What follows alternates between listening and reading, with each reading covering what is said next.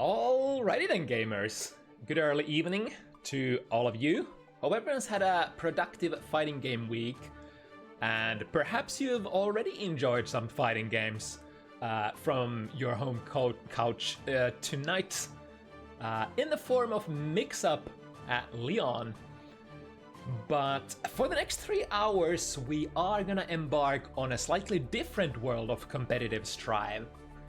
If it is your first time here, you are now watching Bounty Hunters FT7. We are a weekly show match event open to everyone, all the way from beginners to the very top talent of the community. And the name of the game tonight is, as per usual, Guilty Gear Strive, first to 7 wins. I'm your host Sche'Peke, and without further stalling, since we are a little behind in schedule, let's move on to check out quickly what we have in store as far as matches go for tonight.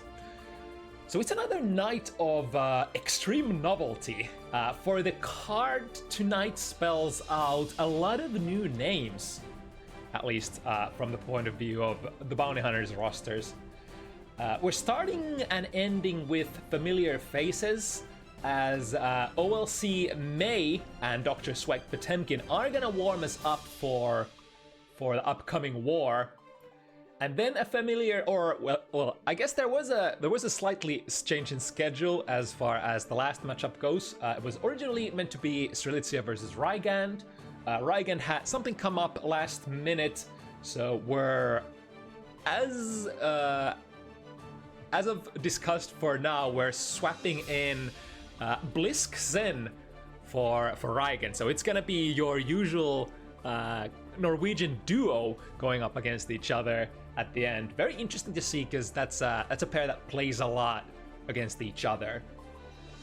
And, you know, playing versus a familiar player tends to produce very different kind of meta matches. Not to even mention that the matchup is quite interesting. I mean, of course, I'm a little biased being a Sin player, but anyway.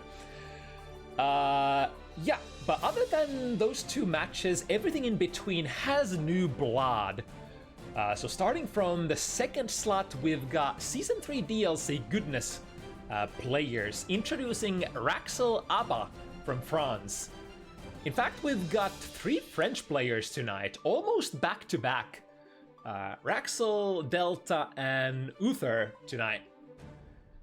But Raaksel's performance will be weighed against Mox Biken this time in the slot number 2. Mox coming up after, or coming from coming up of a win last week on Bounty Hunters, perhaps prepping for a win streak of sorts. But of course, the name of the game has always been winner takes it all in these circles, and there are always 2 players who are burning to win. Third slot, we've got Ren making a comeback on Bounty Hunters with her Kai. Will be our rookie matches, or rather rookie matchup of the evening, as Ren battles versus Delta Giovanna from France as well. First time appearing on Bounty Hunters. A clean and a straightforward footsies match, you know, but never simple, of course, as we all know that, you know, gameplay revolving around footsies is one of the most fundamental, yet one of the hardest cookies to crack in fighting games, in a, you know, from a certain perspective. The fourth slot, once again, looking to we're looking to dethrone Hoplan Slayer, as Hoplan has basically had nothing but straight wins since the release of this character Slayer. Has come close to losing, but, you know, close doesn't quite cut it in this industry. Stepping to the plate is Sche'Peke, or I'm not exactly sure how the pronunciation goes, Sche'Peke. May, representing Russia, the second one of our 3 May players tonight. Fifth bout of the evening brings us a completely new pair, as new faces 11th Alive Bridget from Norway faces Uther Potemkin from France. Tough match traditionally for Potemkin, and, you know, big body players' ability to navigate the screen with and without the use of White Wild Assault is gonna be, you know, one of the focuses points of the matchup once again. In the 6th, one of our most active Biken regulars, McNuggleton, is going to take on King Dark representing Egypt. Very cool to be able to have more players from nations bordering Europe. And Elfelt at that as well. So this is going to be one of the highest skill level Elfelt matches we have had on Bounty Hunters to date, I believe. And if then of course the main event is going to be Bratlizia versus Bliskke instead of Rygand. But for now, let us circle back to the beginning. So it's going to be Sweg Potemkin and OLC May. I think I saw both players in the lobby already, if I'm not mistaken. Let me make sure. Yes, indeed. So we got the players. Let's bring in the cards as well. Not that one. 1, 2, 3. This one. No, not that one. All right, right, because we got the order mixed up. So this one. All right, sorry. There was one thing that I forgot to fix, the order of the cards. But bear with me. It's scuffed from the beginning. It's been scuffed from 2018. Hope you bear with us. The gameplay footage is gonna be better than the TOing and the everything else. Oh, gameplay plus graphics. Those things are top notch on Bounty Hunters. The rest is, you know, a little iffy, but you know, you're not here for the pleasantries or the other bullshit. I know you're here for the good-ass Guilty Gear. And speaking of that, we are heading into... Oh, let me fix the names as well. There we go. So Dr. Sweg from Finland, OLC from Hungary. So two very hard-hitting characters. I believe we've watched this matchup quite a bit in the past, these two being, of course, release characters. But I'm still slightly interested on how May's pokes fare against Potemkin at full screen range. Of course, like, interestingly, Potemkin is surprisingly good with his pokes at, you know, just controlling the, you know, being the one who controls the range of the poking game. But his pokes are very dangerous to whiff, and May certainly has her way in, you know, form of whiff punishing to a certain extent. She has like very unique kind of whiff punishing kit. Usually if 5 heavy does great, then they're good. Then you're probably pretty well set in the matchup. Right, waking up with that armor, able to for a moment reverse the momentum. Heavy Dolphin plus frames. It's always sort of a little bit of a mix-up between the S-Dolphin and the Heavy Dolphin. Of course, the Heavy Dolphin technically reactable, and you can press your 6P or other buttons. S-Dolphin not so much, but S-Dolphin will not bleed into plus frames. Oh my god, the Wild Assault catching from behind. And now is the Dolphin gonna send OLC straight into the screen, and another screen after, just breaking it. Sweg bringing that back very quickly. Now heading to the... Oh, hard read from the get-go. Catches the Upper Dolphin out of all things. Because the Upper Dolphin is, you know, a very tricky tool. Sometimes it's very fast on recovery. It's, of course, often plus on block. In that kind of distances, you're often usually looking to, I think, sort of throw your opponent's timing off. Speaking of throwing your opponent's timing off, OLC with the sort of a cross-up instant air dash there. Putting Sweg in the corner. Oh, that's unfortunate. OLC went airborne, which technically made the Heat Tackle plus. On grounded opponent, it's of course gonna be a close/punish.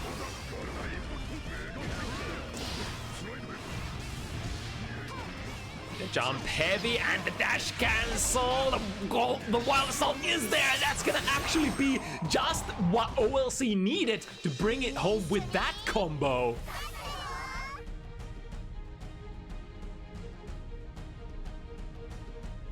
Do we get a bot?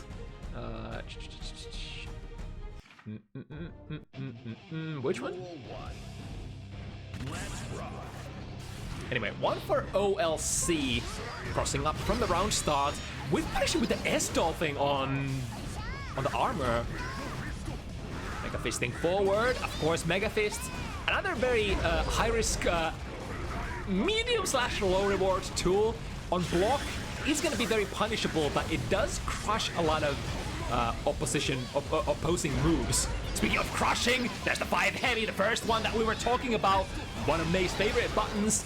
It does not seem to fare too well against the armor this time, though. With punish with the 3K, there we go. And another whiff at that. I think it's most Potemkin matchups are if you rush in too much, well, that time we get a fully charged 5D from an Abare button. OLC knows that that was probably gonna be a kill, and you know, having the life advantage and perhaps being the favorite character at neutral probably warrants a slightly risky burst, and it pays off as well. He tackled again on an airborne opponent. However, I think that was a very peculiar situation. Looked like OLC was ready to press buttons afterwards. Perhaps Swag not quite trusting. I'm not actually sure how the frame advantage goes if your opponent is airborne. I think it should be plus for Potemkin most of the times. But Wild Assault still catches plus frames, but OLC reached that throw. Knocked down in the corner. OLC has so many resources, but you can't use those resources if your guard is crushed. And even getting the burst back at the very last second there, which probably OLC wouldn't have burned either way. No, gets a backdash off out of that heat tackle, or heat knuckle rather. It's sometimes almost as bad, or sometimes even more dangerous to get grabbed onto the ground with a heat knuckle, or rather not taking the hit, because it does build so much risk on you. Now, good hit for OLC, double dolphing there. Ending in the corner, jumping out of the command grab, Abare. But the armor, once again, Potemkin is super strong. If there's 50 available, cancelled into the armor. I think the distance did not allow that YRC to go through, and even if it would have reached, I think the armor will just take care of that one strike from the yellow RC. So Swag had basically everything going for him that last exchange. Switching positions quickly and back to neutraling the instant air backdash jump heavy, evading and calling out the armor. Again, those jump slashes and jump heavies, especially from backwards moving momentum. You've seen OLC move backwards quite a bit in a defensive manner, just like this, just exactly like this. It is very hard maneuver to challenge, especially for a non-mobile character like Potemkin. But generally, like the reward. Oh, speaking of rewards, we got a con rate here that will lead into a kill. Usually the reward you can get out of that sort of situation is to not fully, like, not hard commit to chasing your opponent, but just taking, like, approaching on them and taking real estate away from them. Jumpy pulls OLC back to the ground. Just a tap 5D this time, not a fully charged one. And it's gonna throw a high five to the beach ball. Tried to go for the buster. However, perhaps the range was the problem there. From the stagger, we've got our usual signature buster, and with the 50 meter, that's gonna be enough. Swag recognizing the kill. Every single game so far has gone to the last round, so very neck-to-neck combat this time. I think, was that the start of heat tackle or hammerfall? Didn't quite see. It kind of looked like OLC actually crushed Swag out of the armor startup. Speaking of crushing things, White Wild Assault scoring a hard knockdown. I think OLC will be pretty happy with that.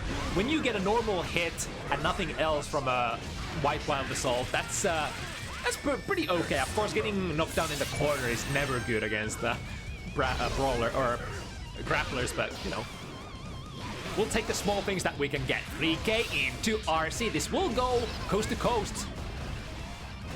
Leaving the corner unbroken. Probably the best choice here because OLC does not have the 50 tension to wrap it up. Again, forcing a wall break here. So close to that 50. But now Swag will have a chance to play. Oh, crossing up underneath. Not enough for a kill, but this is a hard RPS situation. Goes for a YRC.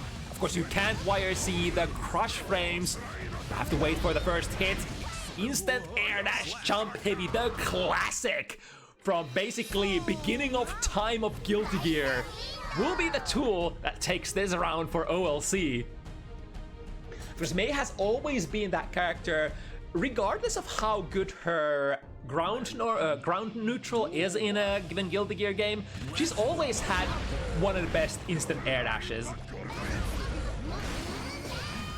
So it's always a question like how well you can anti-air Mei. It's just sort of like a law of nature that Mei will try to come at you from certain kinds of air angles. Goes for the gun a little too early there, missing the meaty Garuda. No worries though. Missing it again. I think that was probably backdash from that distance enough to avoid the hitbox. Now 50 meter into the corner, carry to the right one. Fortunately, they can't get the hard knockdown. OLC was so close to that Wild Assault's charge again. 6B, no biggies. Counter hit from the fully charged Wild Assault. Will score a combo and will be able to follow up with a relatively meaty 5k. Meaty enough 5k. Pseudo meaty. I think I love calling those pseudo meaties.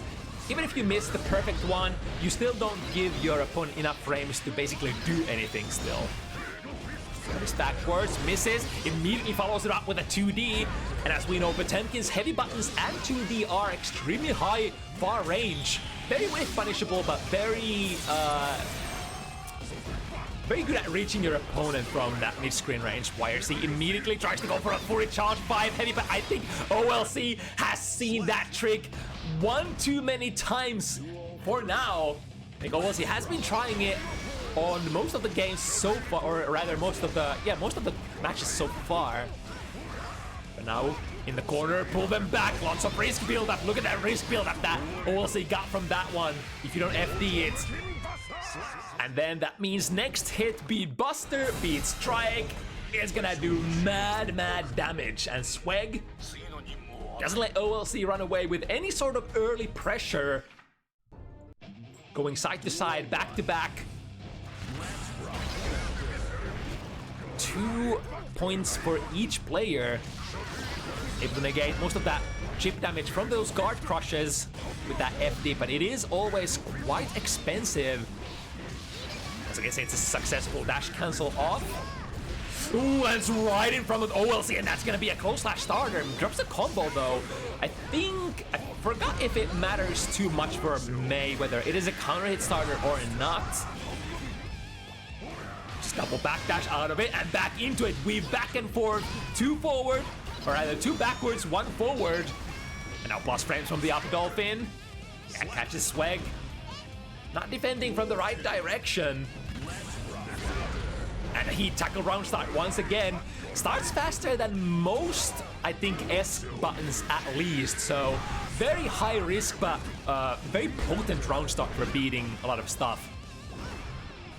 Heavy into nothing, boxing OLC in the corner. Oh, look at that angle, the jump D-dash movement, and coming in from a cross-up angle. Swag able to find his pressure position back. The FD probably was just enough to push Swag away from the backwards moving position. Won't be able to follow up that jump heavy counter hit, but now looking for one more hit. The mix-up! That's probably 1 or 2 hits still worth of stuff, and Swag looking for that potential 1 hit. This wouldn't kill. Yeah, just a backwards Mega Fist, the good old. When nothing else got your back as Potemkin, backwards Mega Fist is a powerful option. And now, again, the heat tackle round start. I think OLC hasn't managed to... Oh, another one. OLC hasn't managed to punish those too many times so far. Look at the cross-up. OLC definitely has the Mei, you know, left-right mix-up game perfectly going in for them. And from the FRC, jumpy overhead. Swag goes for a burst. 5B whiff into Garuda.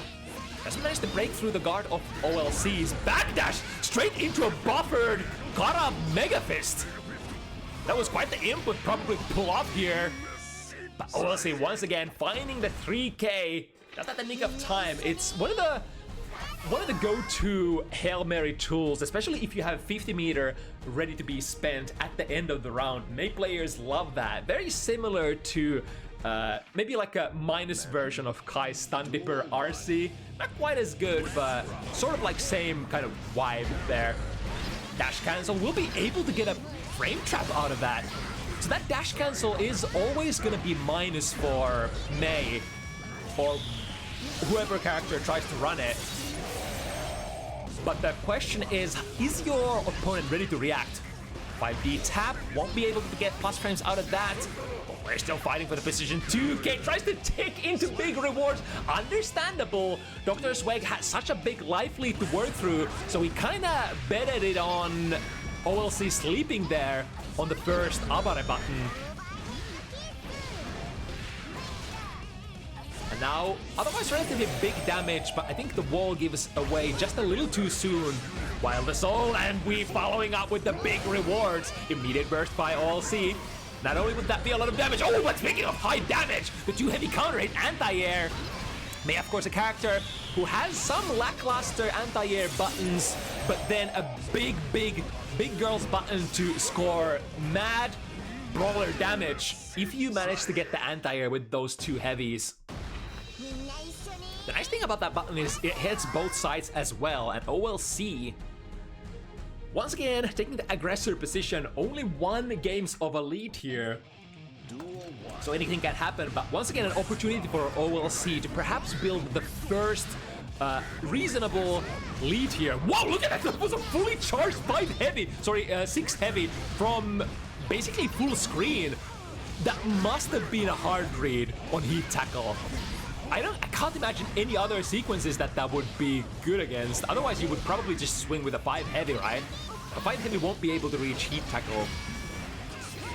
And YRC plus frames finds the 5 heavy again. Sorry, 5K once again tries to follow up the K buttons immediately, but OLC is very vigilant in defense. As soon as OLC gets poked, they're basically ready to jump out on a moment's notice. So unless you have some sort of a frame trap out of that, you're...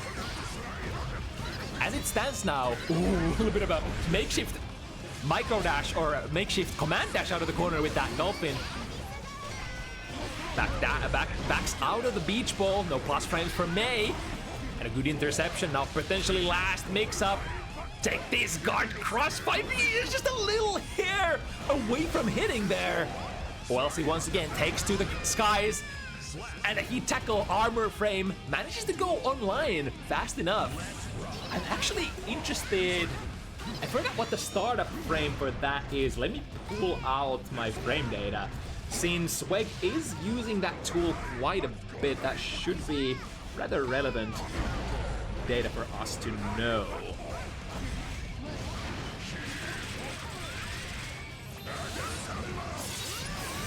"12 frames is the magic number." Who goes for a hard read?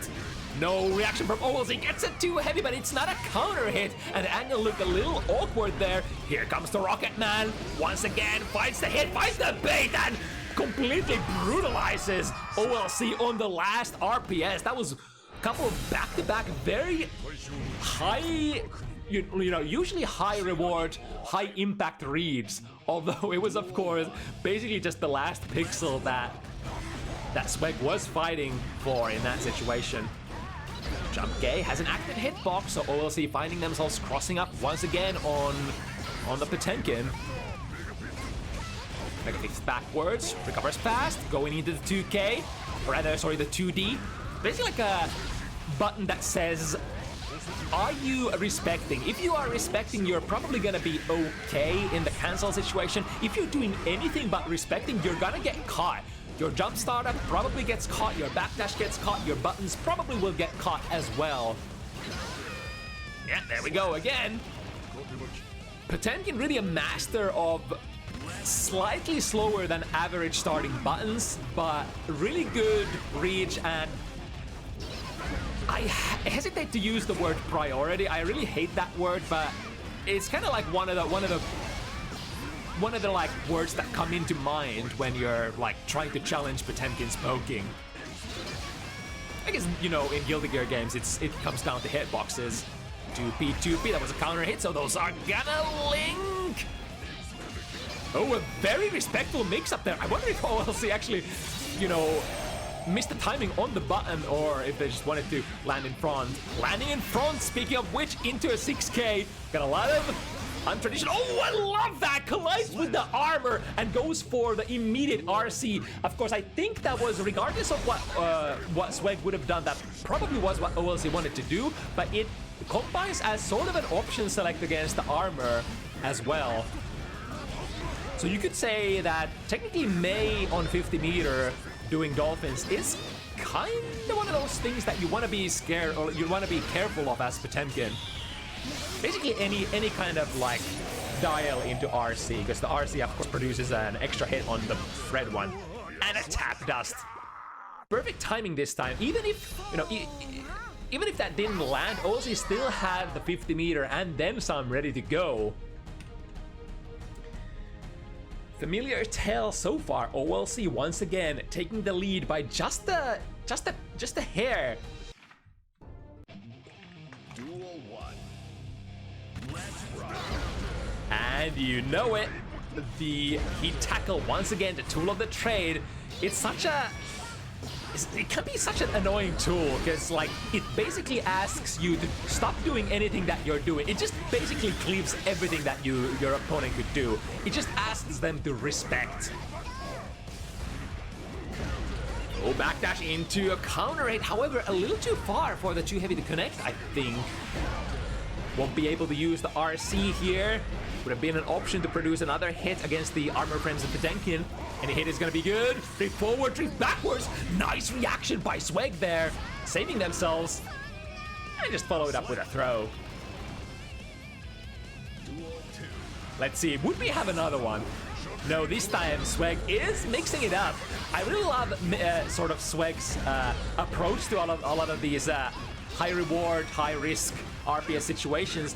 He does play the standard options with just enough frequency that your opponent is like, yeah, I just can't hard read it all the time. Into, no, not this time. OLC once again standing up just in time. The 30 frame reaction times are on point. Left, right. Don't get a clean hit out of that. And OLC loses the clean 50 meter position. Gets it again, so any hit for OLC is gonna be good. Even a Dolphin. Ooh, that's a lot of blast frames for Sweg. Pulling OLC back to the ground. The wire C reaches just barely. And then the Joker card, the Ultra tool, my special last form, Heat Tackle, basically has been the VIP tool for Sweg so far. And another great read here. Better have your reads on point. If you are a Potemkin player, goes for it again, but this time doesn't ring true. Heat Tackle will definitely take care of any of those Dolphins though. Any of the attempts to escape the corner. Now OLC on the warpath, gets the combo and doesn't actually choose to take the hard knockdown with the super. But of course that 50 meter is extremely good for May, if only you got to use it. Not only is it good for May, but it is such an important resource to have against Potemkin as well. Because of that, you know, everybody is poking into Potemkin's armor. And if you have 50, you can for certain turn that interaction around. To beat, take throw into a Karabuster. RC too early, I think, so didn't get the damage. That's actually slightly unfortunate turn of events. OLC will actually get into the lead here with that. Hard knockdown. All of your burst resources ready. Orange Wild Whistle says yes indeed. Sweg recognizes I can't take a block here. Heat tackle on airborne opponent. There we go! The 50 meter always wins in Guilty Gear games. Guilty Gear has traditionally been basically the resource management to the fighting game. And fighting against Potemkin is one of the best examples of how that works in pretty much any Guilty Gear game. It was a great backdash read there on that previous RPS situation. Ooh, the 3K goes under, but not this time. You're too close.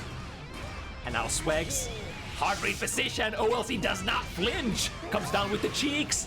YRC get back in there. Now both players are extremely dry on resources, and even if this wall break happens, may be better to not make it happen too early. However, OLC is still so dry on those resources. Won't be able to get a hard knockdown. We are building though. RC, OTG is enough. Just enough.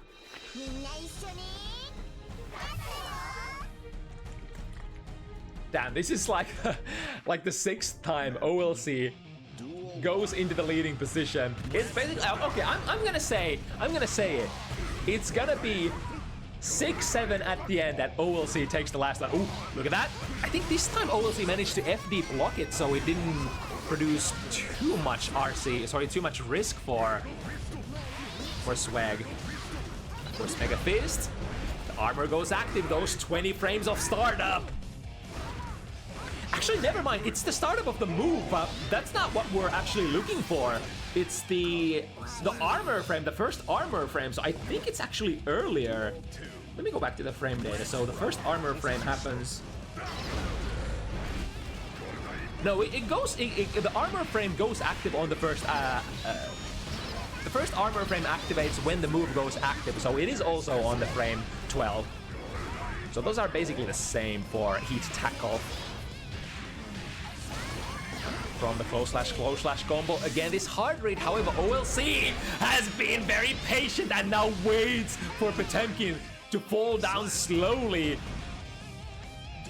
Heavenly Potemkin Buster does always take Potemkin into a slightly precarious position. Of course, you are Potemkin, so you do have option in Jump D to sort of crush opponents' anti-airs.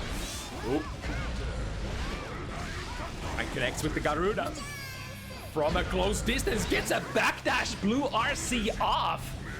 So we are out of there, but at what cost? We don't have the 50. Any hit could go into an orange wild assault here for OLC though. Nice jump out once again. May players, they know the good stuff. They know the air pots. May has been traditionally one of those characters that just wants to go airborne on defense at all, at any means necessary. Because she is so good. She is so good in the sky. Oh, was that already 7? Damn, I must have actually missed one of the points here. So OLC actually getting the 7th. A little bit of a burst of momentum at the end there. A very even set for the most part. And a very nice start for this week of Bounty Hunters. Let's see. Which game next? It's Raaksel Mox next. Can I find the card? Is it here? That's it. Another very explosive matchup. Especially since Abba is one of the characters who are going to be on screen next.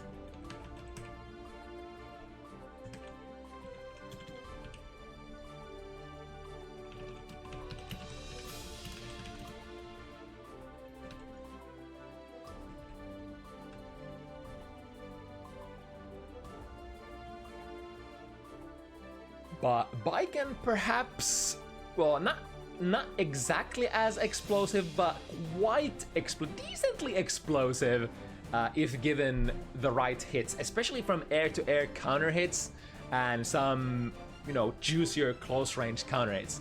Because Baiken does have, the mix-up positions. If you first manage to land a throw and attach the kabari, either from an S kabari or just a throw like mentioned, you have pretty good prospects for dealing decent damage out of just about any hit. And of course, the throw rewards sort of doubling up in Season 3. If you have a Kabari chain attached is an interesting change as well.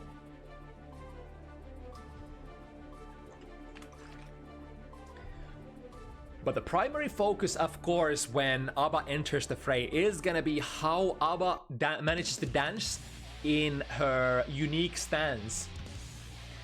how we weave back and forth in the Jealousy Rage mode.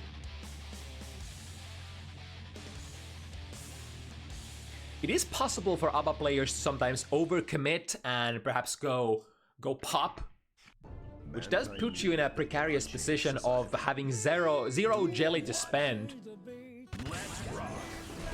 It's kind of feast and famine, greed, and what's the opposite of greed? Greed and conservativeness?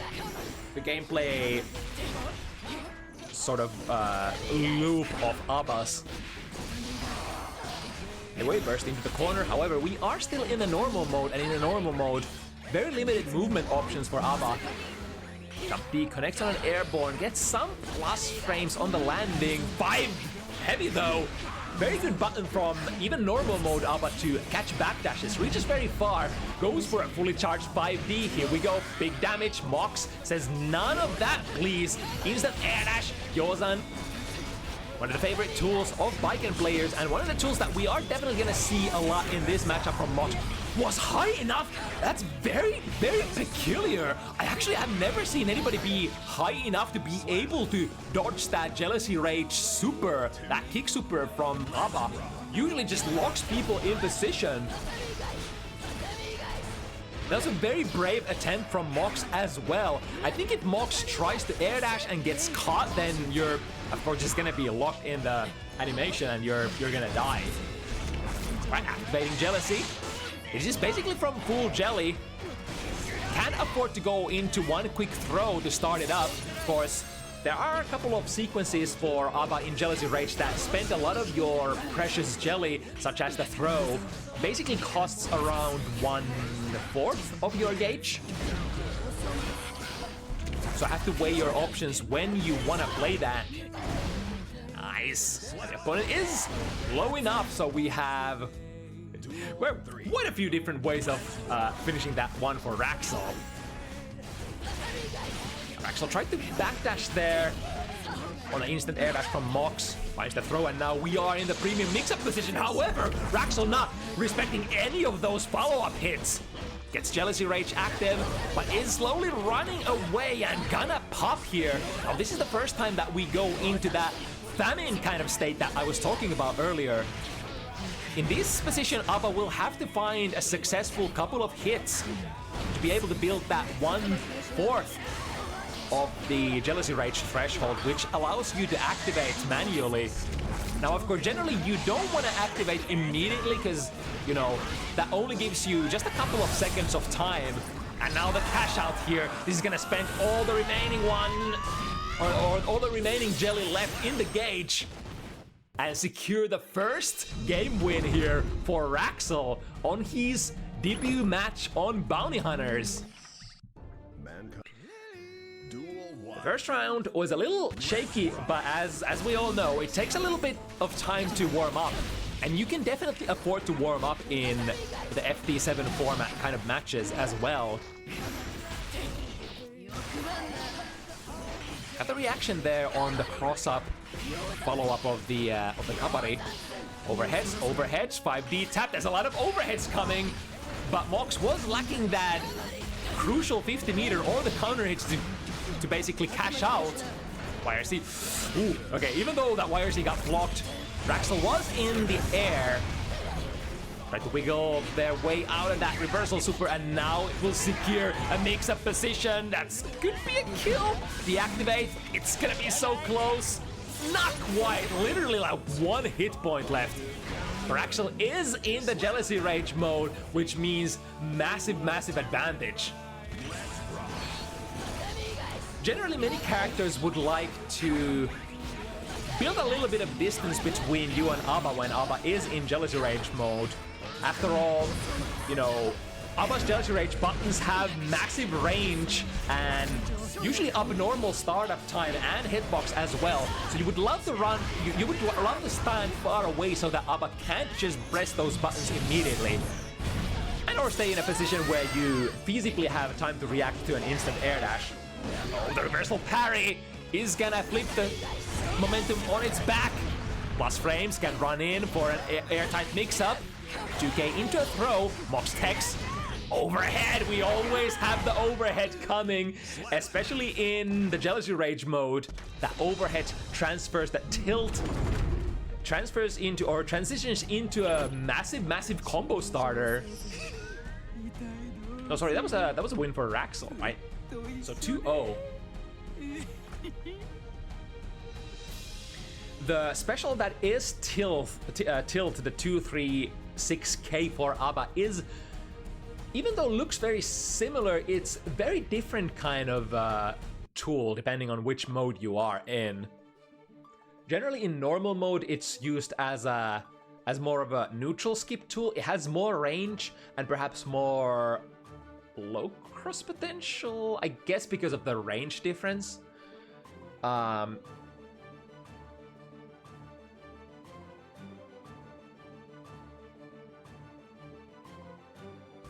So in normal mode, it's more like a footsies tool way to try to force your way in, and then in the Jealousy Range mode, even though it can perform that function, it is usually used for its unreactable overhead into a combo qualities. Of course, the normal mode tilt won't quite give you a combo unless you manage to score a hit or if you spend meter. And of course, the Jealousy Rage tilt is one of the go-to ways of immediately forcing a mix-up on your opponent. One of the many.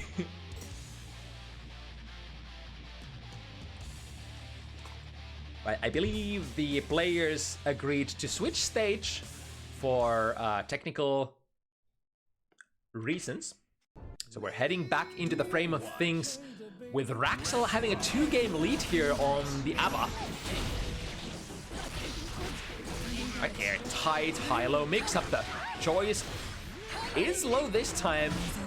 Tether is attached, so getting a hit here for Raaksel could be good from Jumpy PP. Small conversion.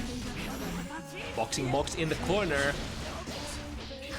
You can sort of see that, like, a defensive perimeter of Raaksel's here in the normal mode. It's not like you can, you know, dash in on the opponent and, you know, close the distance very fast. He's gonna pop here after the burst. Still technically has the corner position and the meter to keep it going. 6P, yeah, gets the hard. Oh, goes for a 5D reaction check, and that should follow up into a kill. However, drops it. It's very common for players to actually not know their fully charged 5D conversions, because it is a tool that people more often tend to misinput into rather than go into, like, as a solid, you know, consistent tool. Right, very patient neutraling from Raaksel as well. Not committing too much on the tilt option. Oh, gets a cross up, but now because they tried to cross into the corner, Mox did get a momentum breaker. If this is gonna be enough, that's actually big. No, that's gonna take Raaksel into basically zero jelly. Ooh, parry on the super though, had enough frames to go active. That's actually really nice ABBA versus Bike and matchup knowledge. At that range, Raaksel recognizes that I can actually use this tool that has very niche applications. Because I think the parry frame goes active on, what is it, frame 7 or 8, something like that? Or 9 even? So it's not a tool that you can really use on reaction against many things. Alright, TK Yozan scores the softest knockdown. Their way into the corner to get the wall. Mox has a lot of meter to make plays happen, goes into the air gun, bounces to the other side, and I think you can't recover out of that in time. So Raaksel just had to respect whatever was to come on the landing. Now tilts counter hit into a combo. You do get a small one, even though you are not in Jealousy Rage. Speaking of that rage, reactivating straight into tilt, forcing the wall break very soon. Didn't lose too much jelly here. This should pull Mox back onto the ground. Yes, indeed. No escape from that super. Lock them down. Get the kill. Perfect timing on the last hit as well, as Mox was just getting their burst back. Although I believe, you know, Mox had no intention of bursting that time, being up 1 round. Kabari, yeah, I think the heavy Kabari from full screen is probably one of the reasons why Raaksel hasn't been too keen on just spamming that tilt in order to try to, you know, get through the skip neutral. All right, cash out, and I think didn't have the most jelly, but this should be enough to kill. Bam, bam, bam. One of the harder hitting supers, even if you don't have too much jelly to spend. A cash out for that is kinda sort of not really exactly on par with Last Horizon, but same kind of vibes, whereas you spend all of your remaining resources and are basically saying, okay, look, if this doesn't kill, then I'm probably in a worse position than if I did anything else. But it does give characters like that, Abba and Slayer, that extended reach. Not reach in sort of like reach, but reach in terms of like damage reach. Let's see the punish. Yeah, dash into a close slash. This is gonna be an easy corner to corner. Drops it just before we get the wall break, because of course Raaksel wants to pressure the opponent in the corner. Nice deactivate. This ain't gonna kill. Or is it? Or is it? I lied, it is definitely gonna kill. If you RC out of that key grab just before the second hit goes active, you can prevent that wall break going through. No matter what the situation, I believe. Into close slash instead of the high-low this time from the open situation. And had the 50 meters, so instead of trying to go for the slow S Kabari that would produce plus frames, goes into the frame trap option instead.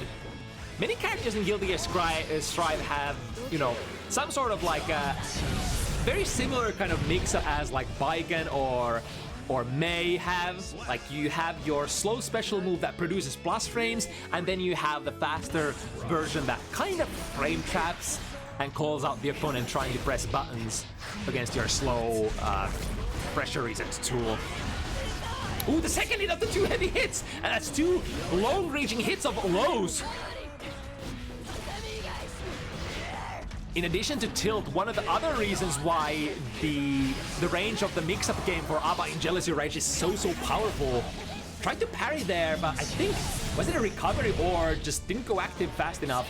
Very little jelly to spend here, trying to fish out for the burst. However, Mox is smart and delays it just enough and will be able to burst Raaksel back into the neutral without any jelly left. This is a good position for Mox. Break the wall. The Kabari is gonna do enough damage. That must have been just barely enough, because Abba is a fairly sturdy girl. Good defensive modifier, and I forgot how much guts she has, but I think more than 0 at least. Immediate burst on that 5 heavy counter hit. The go-to fishing pole for backdashes. Swinging, but swinging a miss. Gotta be careful as well. The 5 heavy is definitely not safe to whiff. I think Baiken probably not the most premium of characters for whiff punishing those 5 heavies from full screen, unless you're just going for a counter poke with heavy Kabari. Is this gonna... Oh, yes, it will! And also, I was about to say, be careful, Mox, don't run into the active super. But the timing is perfect, and now pops as well. So tough situation for Raaksel, gets the... Ooh, activates immediately. Usually that Rekka does build you the threshold for going into Jealous Rage immediately if you so desire, but like we said, it is a commitment, because it is something like only 3 seconds of Jealous Rage that you get out of that. So in an optimal world, you would at least be at, you know, half amount of Jealousy Rage to get decent amount of bang out of your buck when you activate. Right, the double jump comes down from a very nice angle there. Plus frames from Kabari. And now, we're gonna go into the high-low. Raaksel respects, blocks the 2D low. Jump out, very nice. Raaksel has had a decently active throw game for sure during the Jealousy Rage, which is probably one of the reasons why Mox has been trying to up back out of that pressure. Stays very patient, very respectful, not even trying to jump out of that. Too far to get a punish, especially for normal mode. Sche'Peke deflection, that was a good deflection, completely nullifying the plus frames. And now, look at this.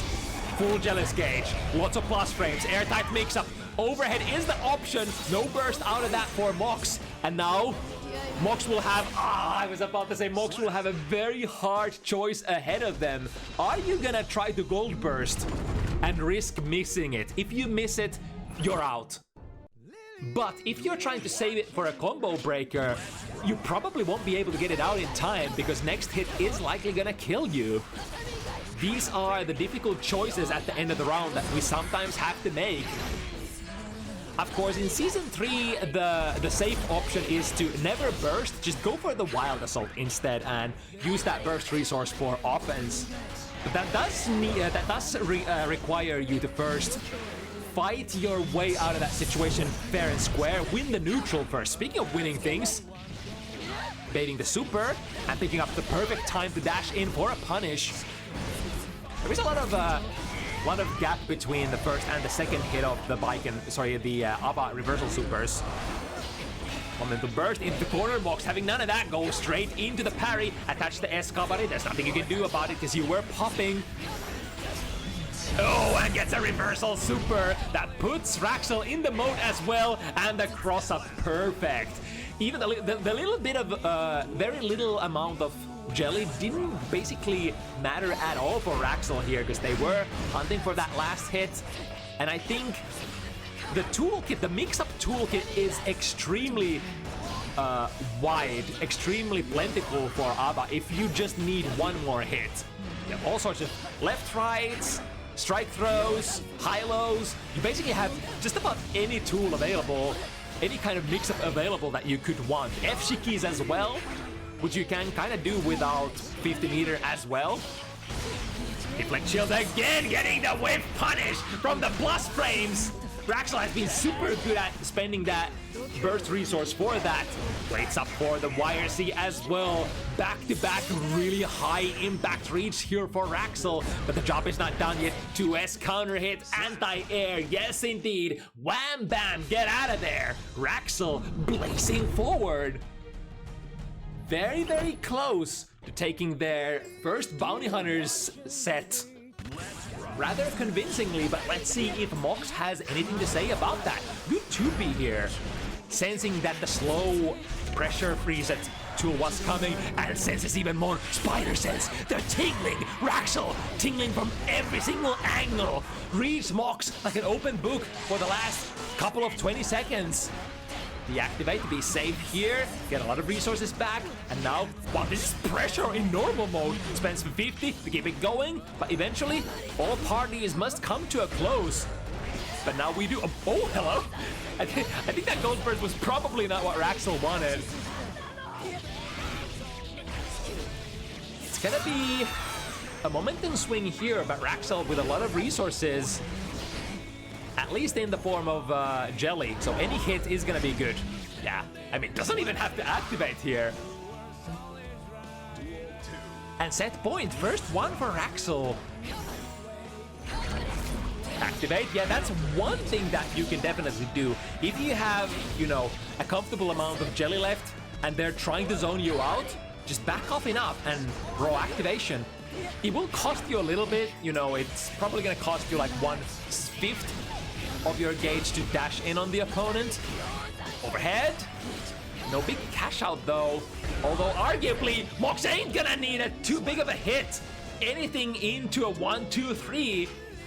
And Mox is still theoretically alive. Now that slow startup too heavy does call out the command dash starter from Raaksel.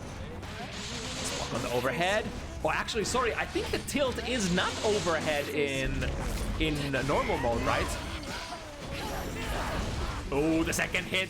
We actually haven't seen Raaksel use that, what's it called, the downside too much, which is to say sort of like it's like a tool that you wouldn't love to go to. It does produce plus frames, but it pushes your opponent so far away that it generally leaves you at a bad opportunity to pick up your pressure afterwards. Completely on the reversal super, still anybody's game. To the other side, that was a 6P into the right direction. And is that gonna be enough? OTG? No, OTG tries to go for the tap dust, and that ain't gonna cut it. I missed if that was too early or not, but Mox was ready to defend themselves very actively, and we are going to extend it. Mox will indeed survive to fight another day. And that's the Kabari, plus frames, time to juggle, perhaps predicting that burst was coming, so dropping the combo. This time, yeah, I like that. Even though there was an attempt to 2P, and even though Abba's 2P is extremely far-reaching and fast, the spacing trap that Mox played there with the S-Kabari basically disjointed and disallowed Raaksel from trying to interrupt the sequence. Ah, there we go. Even though that is -1, the tilt normal mode, Abba is still a character with extremely fast buttons. Trying to go in aggressively. This is still, of course, Mox's life lead. Alright, taking the wall break with Wild Assault, I like this. Maintaining the 50 meter. Not being able to lock Mox down, though. Perhaps expecting that the reversal super was coming. And or deflect shield, perhaps. So good position for Mox to still fight yet another day. This position again, would Raaksel activate? This time chooses to not do so. You could feasibly try to parry the Kabari, because it is a rather long startup. Pop here, guarantees pressure. S-Kabari attached, overhead hits through, hits right, and backdash, baits out the gold burst. So there is no tools to defend yourself with for Raaksel other than the 50 meter. Reversal super could be an option for sure, which would build enough to go into the mode as well. Tilt, hits as a stray hit, goes for a fully charged 5D. Big high risk, high reward, but drops it again! Do we got our combo? Maybe we don't. Maybe it's one of those, you know, spur of the moment decisions here for Raaksel. Maybe they don't have their 5D combo ready to go. At this point, we can only speculate, but the fact of the matter is, that is a second game in a row for Mox. And we're here to play for sure. Reverse sweep, soft reverse sweep, definitely available, possible, feasible.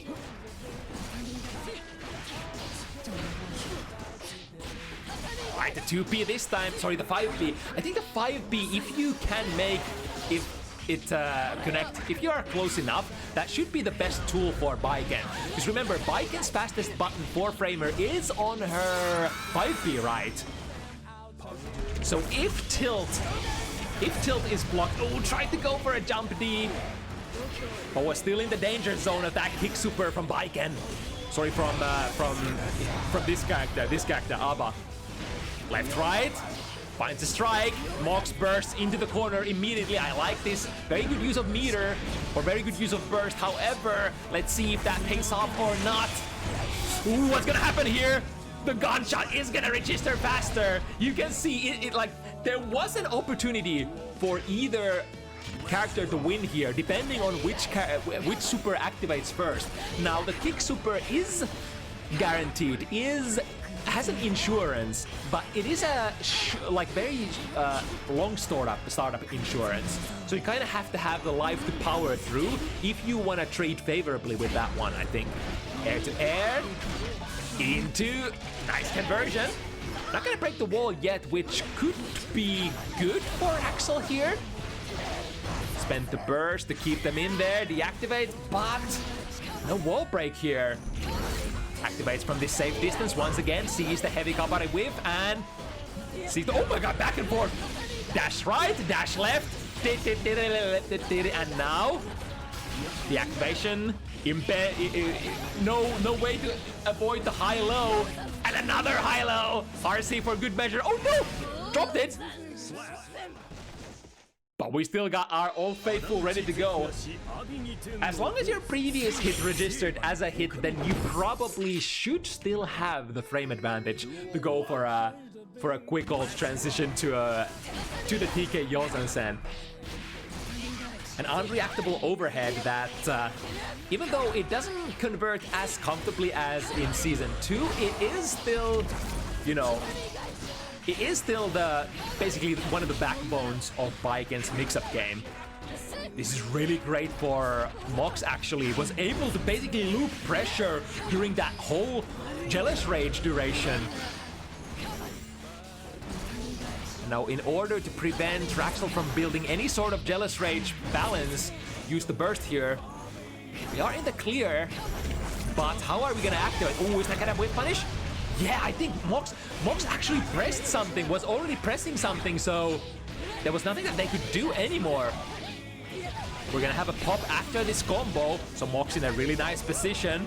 Can't do anything about that. Even a dash throw option available, and then the big smackdown from 6 heavy. Mox is actually doing it! Admin, they're doing it! I'm starting to believe, game by game, in this reverse sweep, Raaksel has such a massive, triumphant, you know, march from that first game into the 6th point, but now Mox seems to have figured something out. Slash once again, interrupting the pressure sequence from Raaksel. And going into a loop, potentially one hit away. How are we gonna defend? No YRC, here comes the YRC just before the follow-up high-low has any chance of going online. We need a mix-up here. YRC is the option of choice for Mox as well. Extends it into plus frames through Kabari. Always wanna attach the Kabari if possible if you're on the offense. And so it is written. We are together, unified in this unholy, cursed union that generally favors ABBA in terms of reward. And only 2 games away for potentially denying Raaksel a win on their debut match on Bounty Hunters. First has been used, jumpy air to air, so no big conversions here for ABBA, unfortunately, I think. To the other side, trades definitely in Mox's favor in this position as time is running out for Raaksel. They get the manual deactivation, which guarantees a lot of Jealousy Rage refund. Try to go for a 5k, but again, the Escobar just disjoints all of it. Sun and a reversal super. Go into the mode. We have so many options here. Left, right, left to right. I guess it's never back, huh? Always hitting the right direction. 2k, stacker pressure into a throw. Requiring a lot of respect from the opponent. Goes for the throw again. However, that throw, yeah, Raaksel basically recognizing that throw was extremely expensive in regards to Jealousy Rage, so chose to just deactivate after that throw and take a little bit of a refund. 2k, no confirm though. 5PP, no confirm again. Any hit would be good, and there we go. That's it for Raaksel. Despite the couple of hiccups towards the end, despite Mox's almost successful run back attempt, Raaksel will secure this Bounty Hunter set here.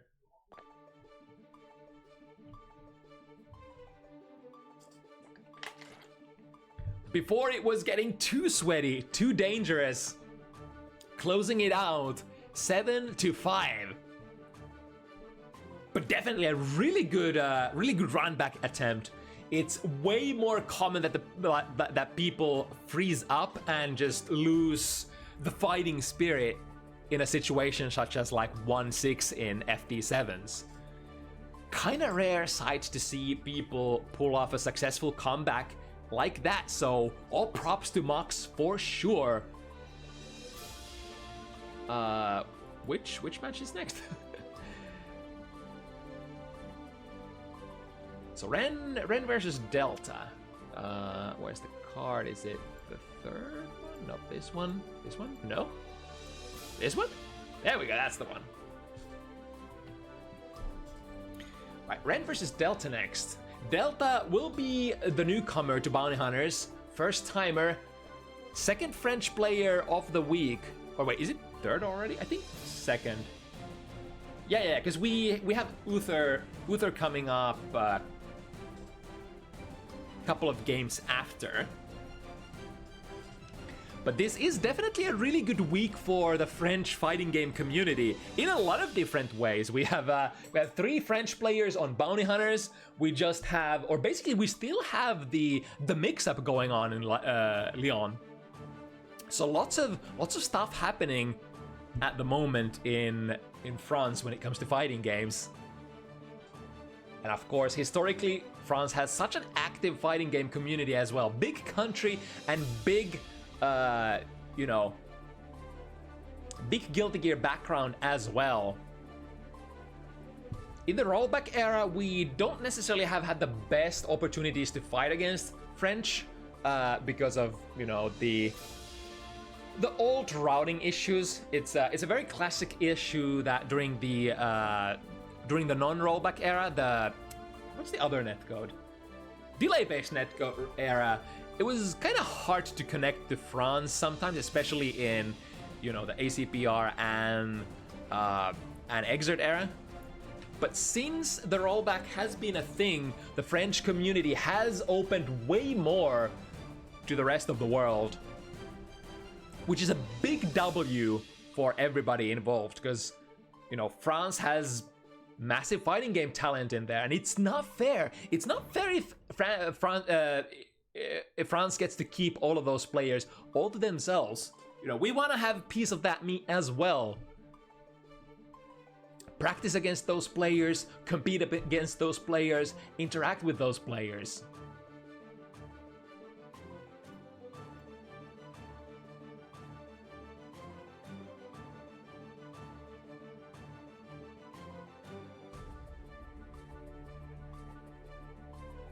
Right, so we have, I believe, Delta in the room already. Ping.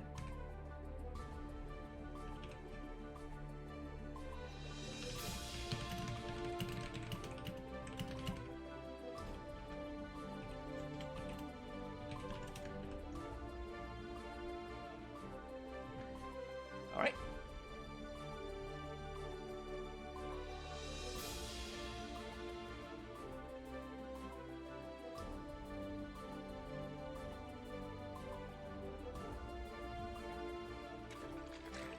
So this would be our, oh, Ransack, nearly forgot, was fishing. I guess lucky for us then that Ren and Delta's match got slightly pushed back a little because of switch in schedule. This was originally planned to be the opening event of the evening, but as it stands, move it to the third slot.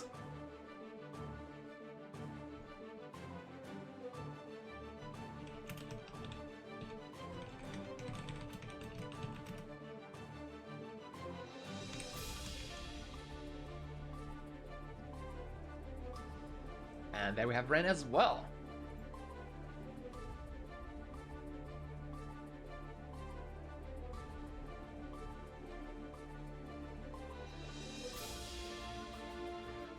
Right, so this would be fairly standard footsie matchup. Of course, we have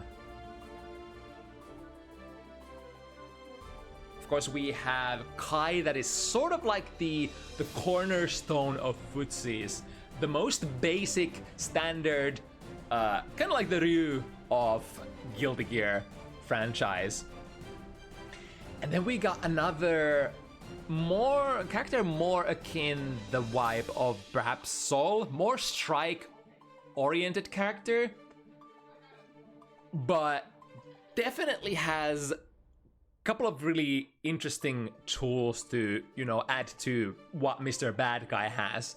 So this is kind of like character that we're usually saying that it is extremely good at whiff punishing. So if you can force your opponent to whiff buttons, if you can stand at the right distances, if you can play that Street Fighter, this is a really good character to take advantage of that. And technically, Kai is a character who would love to swing at you from very far away, perhaps even zone you away with his massive pokes. So should find a decent amount of opportunities to find those openings on whiffed heavy buttons, stuff like that. Duel 1. Let's rock. And I think names opposite, so Delta on the left, Ren on the right, and the Spiral Arrow actually goes active before Ren's flip kick. Minus frames, smartly respecting afterwards. Oh, was potential for a very big hit there. But every time you get, especially counter hit from the flip kick and you are airborne, generally gonna bear a corner-to-corner conversion. Trying to go for a 5D there, but Delta was ready to press buttons, and now with all of these resources, what kind of stuff are we gonna run?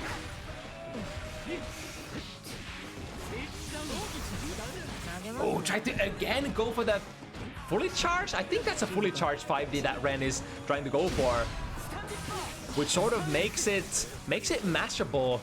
You could try to tap 5D, which makes it much harder to interrupt, but usually the requirement for that is that your opponent is either extremely low health or that you have 50 meter to combine with it to, you know, make it worth your while. Otherwise, you're just gonna miss or lose your pressure position. Electricity, and now combined with the plus frames from that heavy fireball, will be able to charge it fully and cash out the damage. Going to the fireball again. Tough situation for Delta, because we're already committed to the backwards momentum out of the jump. Let's see if the reversal RTL is good. Not this time. Oh, but misses the link here, or rather the punish here. So rather fortuitous for Ren here. There's a lot of meter to use for Delta as well, potentially, out of that. Deflect Shield won't find its mark, so now it's Giovanna coming at you. One of the best close slash users in the game, but the close slash definitely not the only good striking tool from this distance. We've already seen the 2-piece. The 2Ks are great, has lots of different frame traps, pressure resets, left rights, we have the axe kick, we have all sorts of shenanigans that, you know, Giovanna, even though very standard, very simple type of striker character on, you know, on a fundamental basis, can still do a lot of very interesting things during your offense. Plus frames. Oh, Delta tried to press there, but with the electricity applied, it doesn't matter if you block that flip kick standing or not, it will yield massive frame advantage. I think without electricity, if you don't stand up and block it, it is not an overhead, but in those cases, I think it does produce you plus frames. Such as, I think that was the case here.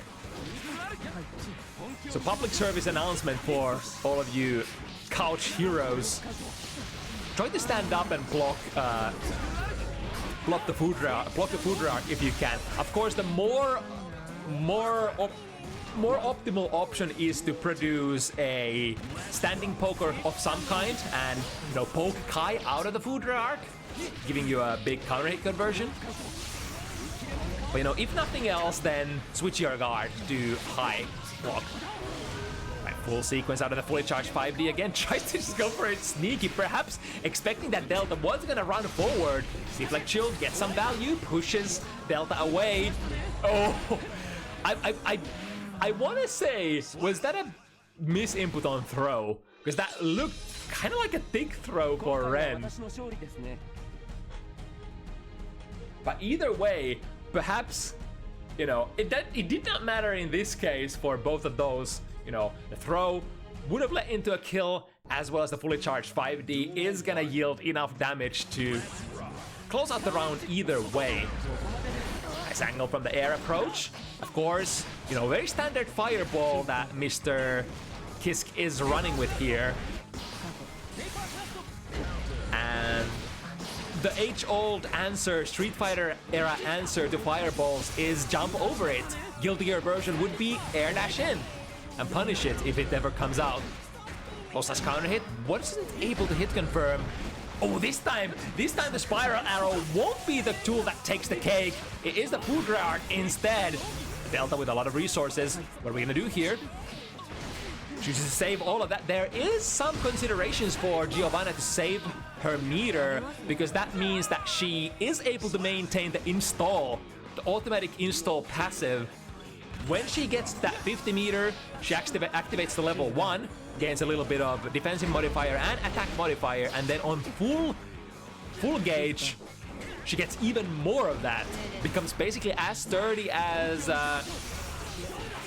some of the heavyweights. There's 2K interruption into a tick throw. Oh, but this time the reversal super is gonna work out for Renexuz. It's gonna take all the way to the corner. The interruption there with the 5B. I think that was without electricity, because RTL does not apply it. Meaning that Fudrark probably did not lead into plus frames this time.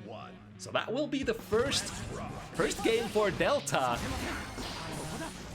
Wild plays starting from the round start, DP, the burst, and then the slide head. What is the sliding move? Stun dipper, that's it. Oh my god. Aphasia comes at a very early age for QK apparently. Words are sometimes extremely hard, but what was not hard, apparently, for Delta was taking that round, and now we're 1-0 with superior resource lead as well. Red scoring some really good air-to-air hits with those Fudrarks though, and a TK RTL.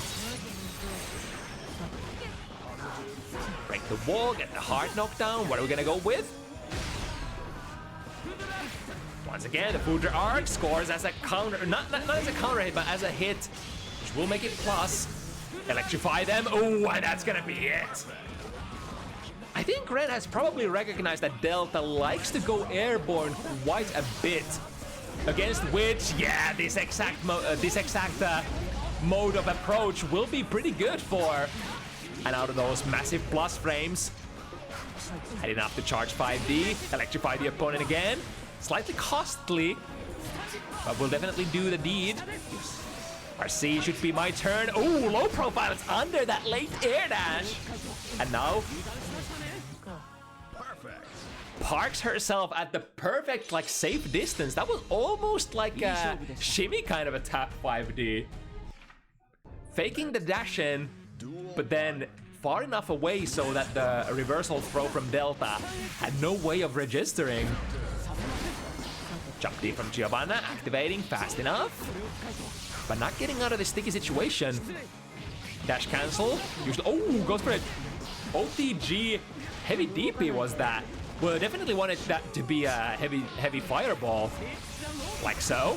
And now, next hit, he keeps flowing. Kai, of course, regardless of the game, has always had that, oh, brave 5K there. Able to interrupt the Fudrark. That's kind of what we were talking about. You want to have a reaction button that you can pull off when you see Fudrark coming at you, that you could feasibly convert into a lot of damage. And I think 5K might be one of those tools for Giovanna, who knows? Her kick special, sorry, her kick normals are quite good when compared to with the rest of the cast.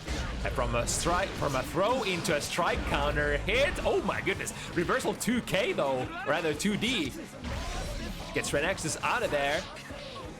Neither player wanting to respect even a bit. I say that and immediately Ren just waits for it. This should be minus on block. Yes, indeed. But now we are in the mode, and I think Ren had almost as much of life as they could have had when entering the install. Speaking of both characters installed at the moment, but the massive chip damage potential, yeah, look at that. I think Delta initially blocked it, but then either did not go for the FD follow-up or let go. I mean, I think it should be an airtight sequence, right? If you block the first hit. It's like chilled and followed up with a whiff punish. Very nice for Ren. Put them in the corner. Delay air momentum with jump D. Now managing to score a hit on Delta, missing the button on the ground though. Slash counter hit. Here we go. BMB damage. Yes. Even though we are at rookie level, we still take those maximum damage combos from our biggest starters. Those are the kind of combos that you basically learn first, I believe. Or rather, should learn first, because, you know, close slash is such a common button to press in Guilty Gear Strive. Your backbone of your pressure, no matter what character you are, starts from close slash. And it stands to reason that you are gonna score a lot of close slash hits, as well as close slash counter hits, when you run those close slash meaty or close slash stagger pressure. So you better know, you better have, you know, the first combo that you learn better be something close slash related. Right, throw them. This time again, reversal RTL. Is gonna move from east corner to the west. Tries to fully charge 5D. Delta has seen that maneuver a couple of times already, so not even phased. And is that gonna be enough? Not quite the first hit of heavy fireball. Not delivering enough punishment, however, swaps. Jump heavy, Delta out of the sky. Electricity applied. Ooh, I was a couple of frames away from able to get the spiral arrow active, which is, I believe, is fireball invulnerable, projectile invulnerable. Ooh, nice spacing there. And stands up to block the fully charged 5D once again. No more value for that. For you, says Delta. Give up the pressure. And a stagger.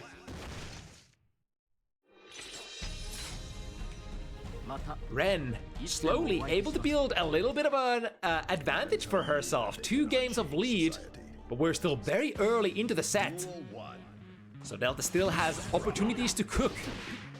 Ooh, the active frames of the two S, as well as it's not only super active, but it has multiple hits as well, and especially when combined with dash momentum, it does keep moving you forward during those strikes.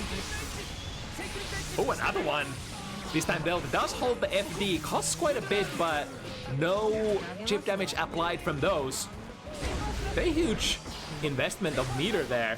Uh-oh, that's gonna be a big punish towards the corner as well, perhaps making sure that Ren will not have a burst here.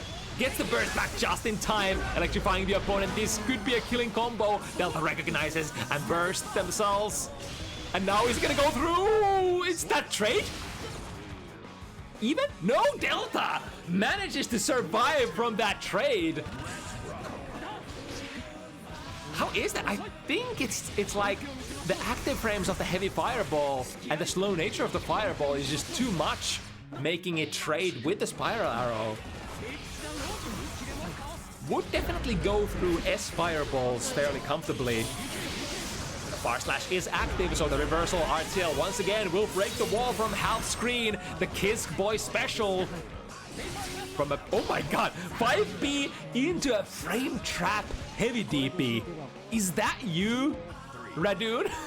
Glimpses of wild here. Once again, Deflect Shield is gonna push Delta away. And into one of the go-to methods of scoring big damage, other than the close slash starters from Ren. Delta, as of recent, has been fairly good. Oh, okay, another one. The opponent is definitely electrified. Got them airborne. Oh, cross up food rock. Are you kidding me? That is demonic. Unfortunately for Ren, that was a little hard combo to pick up. So now Delta, perhaps forced to break the wall with a soft knockdown. Careful with the chip damage. I think Delta recognized there, tried to FD the fireball coming in, but you can't keep FDing forever. And especially when you are on your last pixel, you can't afford to be on the defensive position. Generally, you want to take big risks, perhaps burn a little bit of resources, and then try to force pressure of your own. Because, you know, during your opponent's pressure, you are bound to block, you know, special move or a couple, and lose life in that chip damage measure.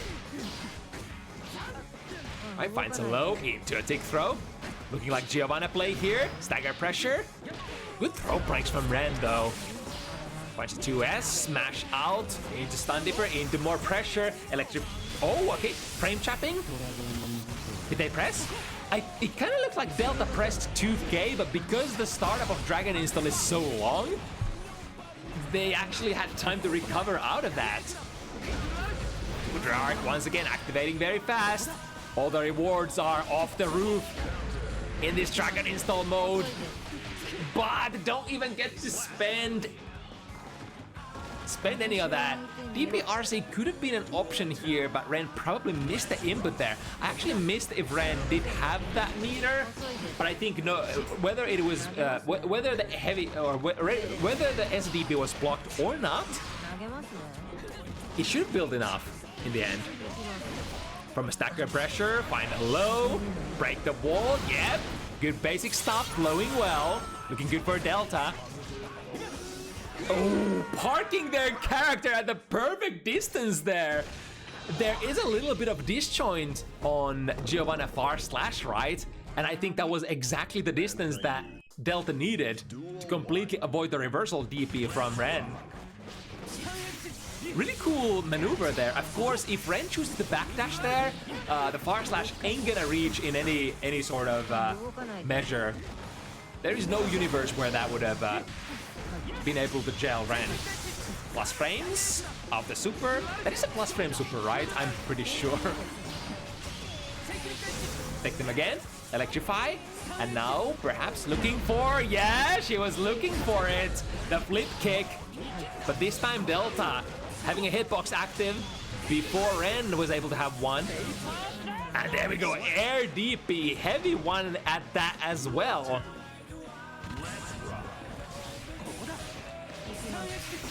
Try to backdash there, getting caught by the S Fireball far slash working as a makeshift anti-air, will take those.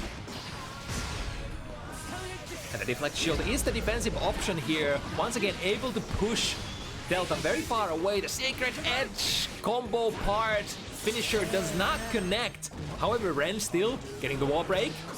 So he's going to be building quite a lot of resources here. Lots of opportunities available. Plus frame, break their guard as well. I guess there is that.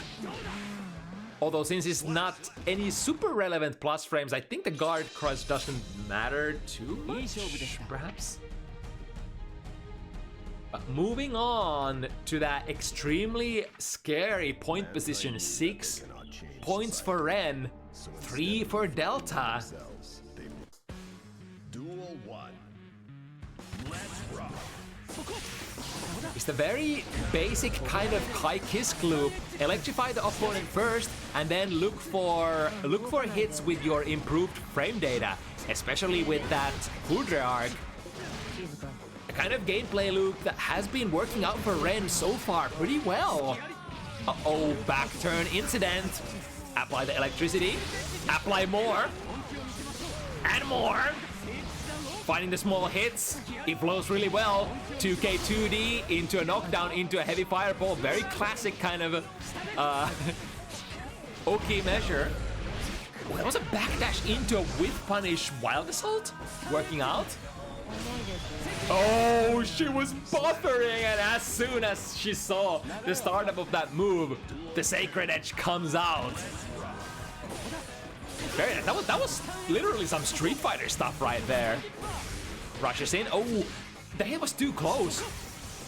And traditionally, if you connect Stun Dipper too close, those combos, the first hit and the second hit will uncombo. Ooh, good angle on that instant air dash, or that late air dash perhaps we should say. How are we gonna get back this, or get through this? Trying to activate the spiral arrow projectile impulse. But the timing must be perfect. To the other side, cross up, finds the 2S. Into a conversion, looking so far so good. Did Delta Super 2? No. Just plays it very safe and air dash is over. 2K 2D into 2K, pressure stagger. That angle is not good. The trade is perhaps favorable for Ren, for she is in the resource lead. And there we go. From plus frames into very standard low 2K, take the round. Yeah, nothing super fancy, just basic stuff. And sticking to your gun, sticking to your game plan. Basically what Ren did from start to finish. Don't need to deviate all too much if it's working out, as the old wise man once said.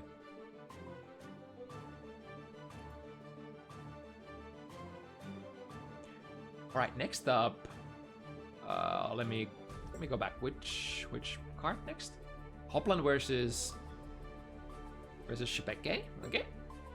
Where we're gonna find that? This one? There we go. That one.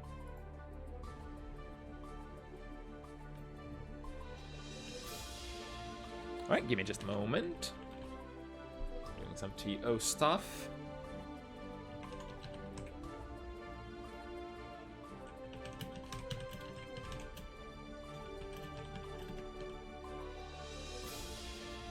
In fact, I think both the players are already in the lobby and ready to rock. No, never mind. Not quite. Close. All right, so I've had the opportunity to listen to a couple of high-level May players' opinions about this matchup. And I think the consensus is, at the moment, that it is a little tricky for May. I think Slayer is one of those characters who creates extremely skewed matchups. If you don't have a positive matchup, if you don't have like good tools to RPS, for instance, K-Mappa, then it stands to reason that your matchup against Slayer might be very frustrating. And I think it comes down to, well, one of the reasons for sure is that May has one of the weakest 6Ps in the game for like standard rewards.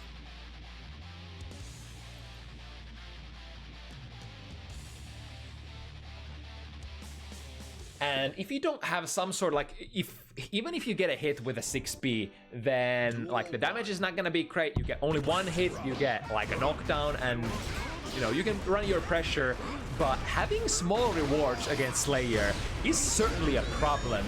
Let's see how Sche'Peke chooses to tackle that problem here. Ooh, cross up towards the corner, perhaps making Hoplan's input produce something they didn't want to have to happen. Slash counter hit conversion, very basic. Put them in the corner. Next hit kills. 5D.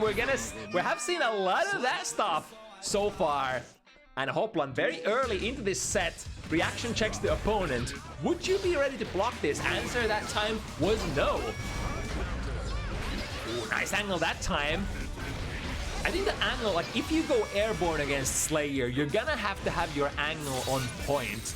And I think May has, you know, one kind of beneficial feature in that May usually comes down fairly fast out of her air maneuvers. And you kind of want to ground really fast against Slayer, because if Slayer misses something and is below you, you're basically toast. K-Mappa, you're in the air, basically almost as good as GG. You're going to take that close slash, there's nothing you can do, pull back onto the ground, you have, you know, half of your risk build up from that, and then touch of death. I think everybody's seen these kind of situations from Twitter so far. Right, the Totsugeki actually whip punishes that 6P from Hoplan. And now, clacking that 50 meter for the kill combo. Oh no, say it isn't so. This is technically one hit away. I mean, Hoplan doesn't have the 50 meter, so maybe not. Or perhaps Sche'Peke is definitely feeling it and goes for a quick burst there in the corner. Sometimes you don't have the time to check that... Wait, we have wrong names. Why do I have OLC here? Let me fix that. So it should be... Damn. Should definitely say Sche'Peke.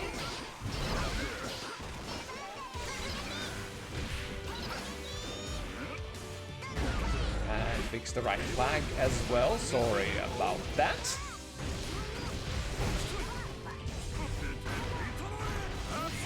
Right, there we go. That should be all good.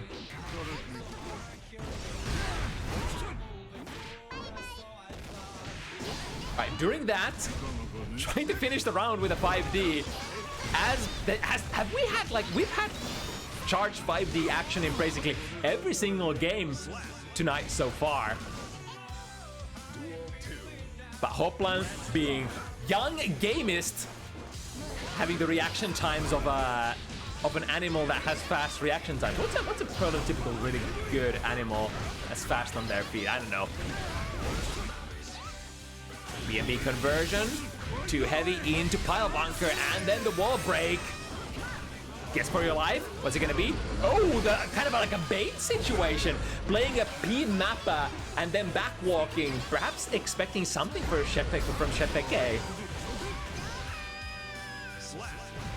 I think I also missed a point. This is definitely game 2, but which player won the previous one? Was it Hoplan? I think it was Hoplan, right?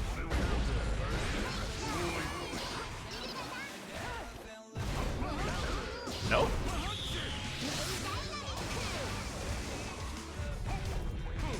They won? I'll believe you.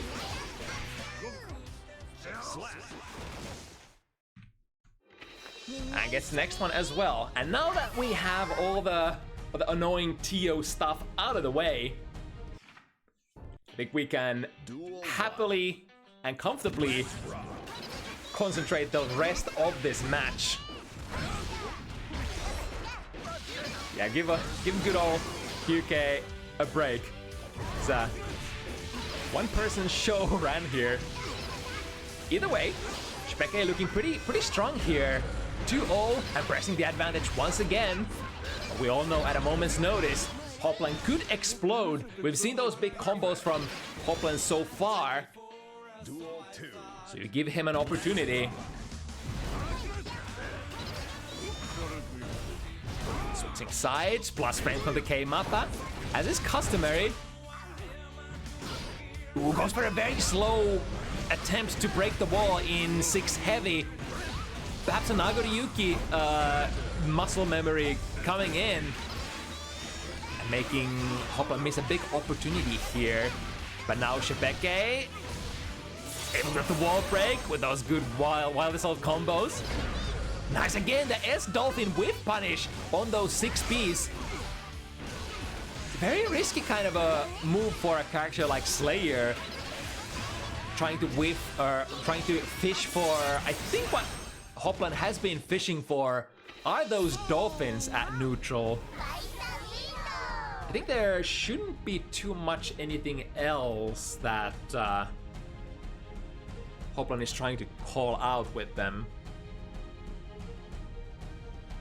Again, it is dangerous. It is a very stubby normal for Mr. Slayer.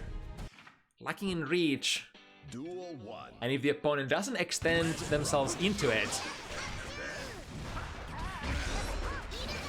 At plus frames. However, not giving a damn about that one. We're pressing buttons here. We have the risk reward. We have the damage. Skip to the other side. That's mighty amount of risk.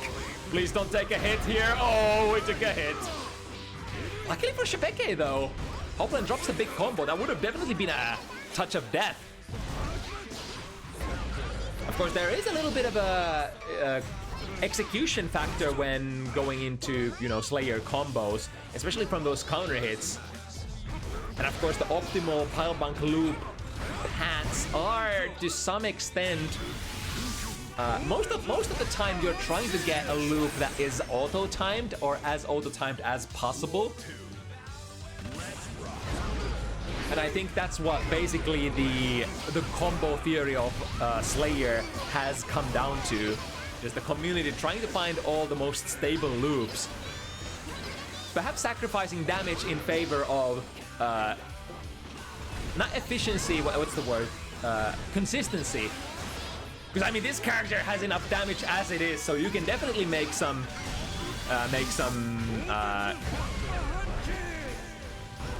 compromises. A DOT out of the corner, the back jump, perfect angle once again for Sche'Peke.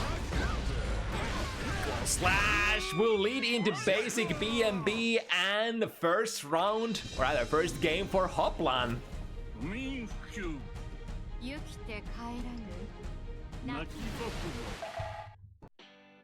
Duel 1. Alright, we can... All Hoplan fans in the chat can... Oh, but hold that up! We get a big counter hit here. Sche'Peke realized that they were probably one hit away from being killed.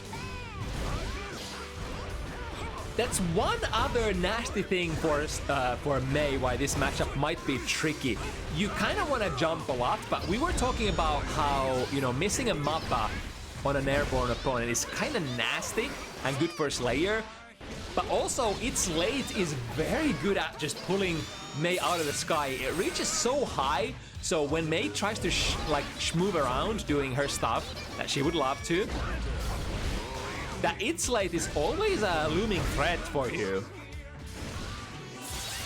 And on a counter hit, you basically get murdered. There's the 6P I think that Hoplan has been trying to pull up for the whole set, and the 2-heavy read as well calls out the 3K from Mei. Hoplan slowly looks like starting to warm up. And definitely not too late.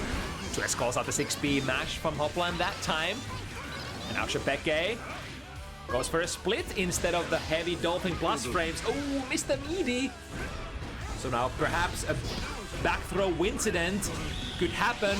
That is actually in range. So the killer Orca working out left, right. Sche'Peke has really good blocks. Oh, but look at that risk. Help! Oh my god, the iron, the balls of steel from this guy to go for a throw in a situation where if you take that counter hit, you're basically done for. Even a basic combo should be able to loop you to death. If like Chill not doing a whole lot of stuff. For Sche'Peke was staggering his pressure. Wall slump. Oh, big damage. And now there's a couple of options that Hoplan could go for. Again, miss the P Mappa and go for the bait angle instead. This will clear the screen, but will whip all together. It was a very tricky spacing as well. If Sche'Peke was next to Hoplan, that would have missed and would have been unpunishable. But in that kind of range, took the burst and had the punish from that distance as well. Really good, actually, from Sche'Peke. I think they, like, regardless if they have the charge or not there, comboing up with that red wild assault, it's gonna get you there. It's gonna get you the round win. Very aggressive start here for Hoplan. Clashes with the 6B. 5B into a nice combo. Very low damage in the Slayer lands. Interesting decision there for not cancel that blocked pile bunker for Hoplan. Perhaps was expecting the opponent to, you know, that the RC would have come out, right?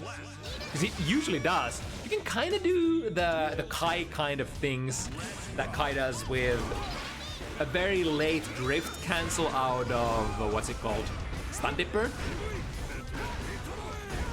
To the other side. Deflect shield. Yes, gets the whip punish opportunity. The S. Dolphin gets Sche'Peke a small breather, but back into the mouth, or perhaps the fists of the beast. Slayer, oh, there it is. Came up a whip into close slash. My beloved. Did you respect? Yes, but there is still a mix-up if 100 meter is sunk into that situation.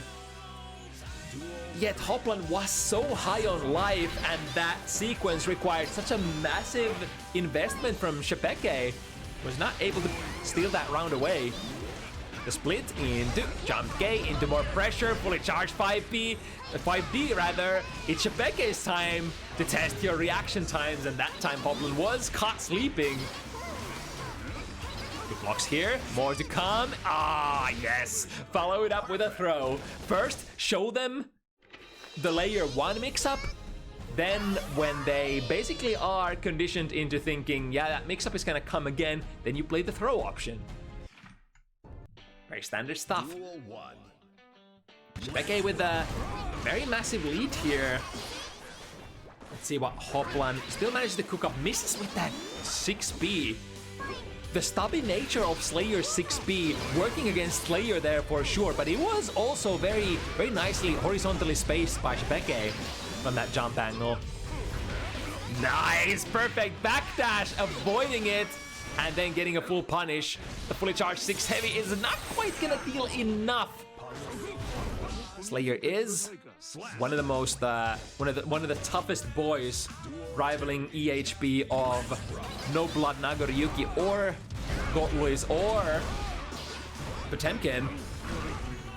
No cancel on the 2 heavy, cashing out on the respect of the opponent.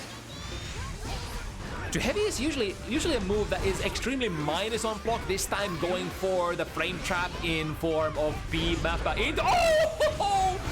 I'm seeing stars without universe.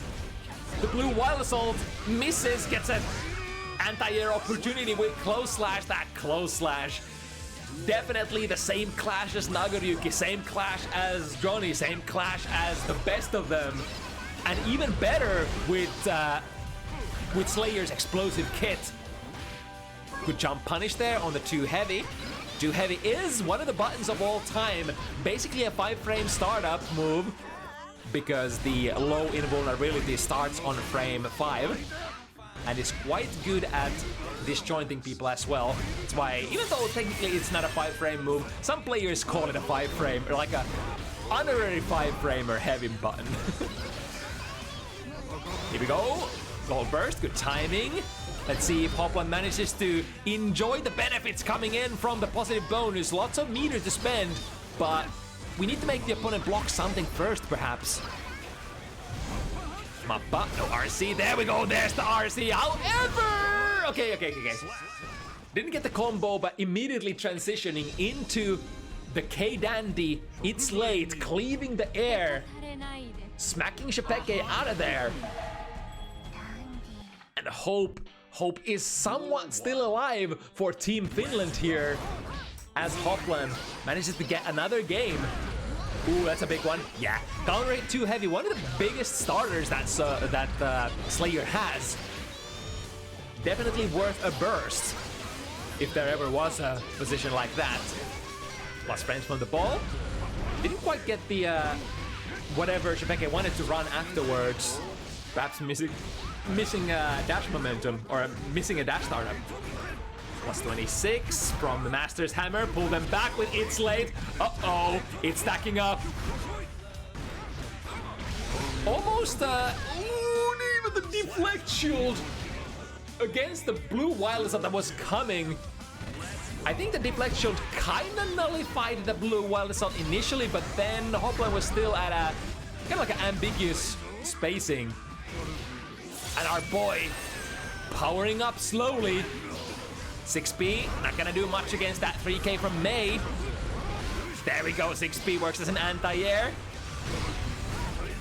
We have other anti-airs than that close slash, believe it or not. With punish, not with a big move. Oh, that's Killer Orca. Gonna secure Sche'Peke the aggressive position once again. Perfect spacing, in fact, completely making Hoplan with that K-Mappa initially, but not able to flow into any sort of pressure afterwards. It would have probably required use of like RC or Red Wild Assault or stuff like that, but I think Sche'Peke didn't have any of that yet. Resource management game, as they say. But here's the resources. 5K, yes, 5K is fast enough to call out that startup of the 2 heavy. Generally, if you want to poke against Slayer 2 heavy from mid-range, you want to poke with like heavier pokes that start up faster than, what is it, 15 frames? Ooh, okay, Hoplan still wants to burst here. -3, and the S-Dolphin is gonna be faster than whatever could come out from Hoplan's K-Mappa. Sorry, K-Dandy Step, that is. Because the K-Dandy Step takes you backwards, whereas the P takes you forwards. Slight deviation from old Slayer, how old Slayer Dandy Step used to work. Whereas both the Dandy versions would move you backwards and then forwards, but with different arcs. We go though from the RC conversion, spend the Orange Wild Assault. That ain't gonna kill though. Because hard defensive modifiers. Go slash. Uh-oh! This could be one more touch. That's a wrap, right? No? Japanese guts, and combo was a little pro-rated. I think the wall broke just a little too soon. Counter hit. No, the 6 heavy. No, Hoplan, the wrong button. I think tried to. Is there a 5k 6 heavy follow up there? I think Hoplan just went for the wrong button. Out of that counter hit mappa, you can pick up with K buttons for sure. And that would have probably been a kill as well, but now Hoplan will have to survive, will have to live with their execution.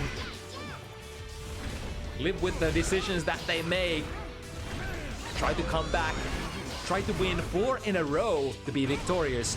5B, nice tap out of the sky, big damage, better than 6B for sure. Break it. 50 of all resources for Sche'Peke here.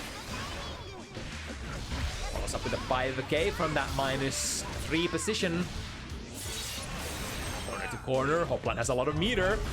RC, yes, of course we're RC. Of course we are RCing. What the hell did you think is gonna happen? If we touch with anything in that position, we're gonna go left, right, we're gonna go mix up city. Ooh, that was kind of cool. The 6B actually low profiling, low enough to make the beach ball wet. Not sure if that's who's friend. Oh, okay, this is gonna hit. Cleave it. 50 meter available, but if Hoplan chooses to dash through and cross up, none of those reversal supers are gonna be able to be performed. Can't perform it this time though, and the Killer Whale actually putting Sche'Peke in the optimal side here. Alright, just a simple 1-2, 6 heavy into pile bunker. 2D hits its mark, tried to go for a close slash meaty, but the meaty is ill-timed. Misses the throw, good back jump. Good back jump, what do they call it? Shimmy from Sche'Peke. And set point for the May Nation. How will Hoplan choose to come out of this sticky situation? We need to finish Sisu here, if anything, because this is big damage combo coming in from Sche'Peke, and an optimal ender as well. Send the well, half of your life gone, and then what? Hoplan, not close to 50 yet, not even a blue burst. Danger, danger, he's gonna have to. Oh, he holds it, he gets the burst off, but at what cost? 0 life to spend, close slash, no, goes for an air to air. I think that, no, never mind, that was definitely a jump, that was definitely an air throw attempt, but got a jump D instead, miss input. Looking at the situation, could have been an air throw, but the directional input left or right there is sometimes hard to pull off when you're trying to go for basically the fastest possible, the lowest possible air throw ever imaginable. We have been there, everybody has been there.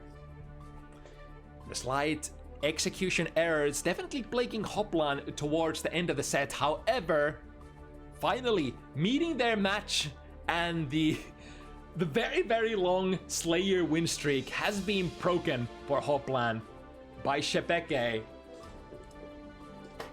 Very nice performance here on their debut match on Bounty Hunters. Wait a second, which one? Which one next? It's the 11th Alive versus... where do we have that? Here? There we go, okay. So gonna have one non-May match in between here before we jump into the other one. A pair of first-timers. 11th alive, representing Norway and rocking Bridget. And then Üther, the third French player of the evening.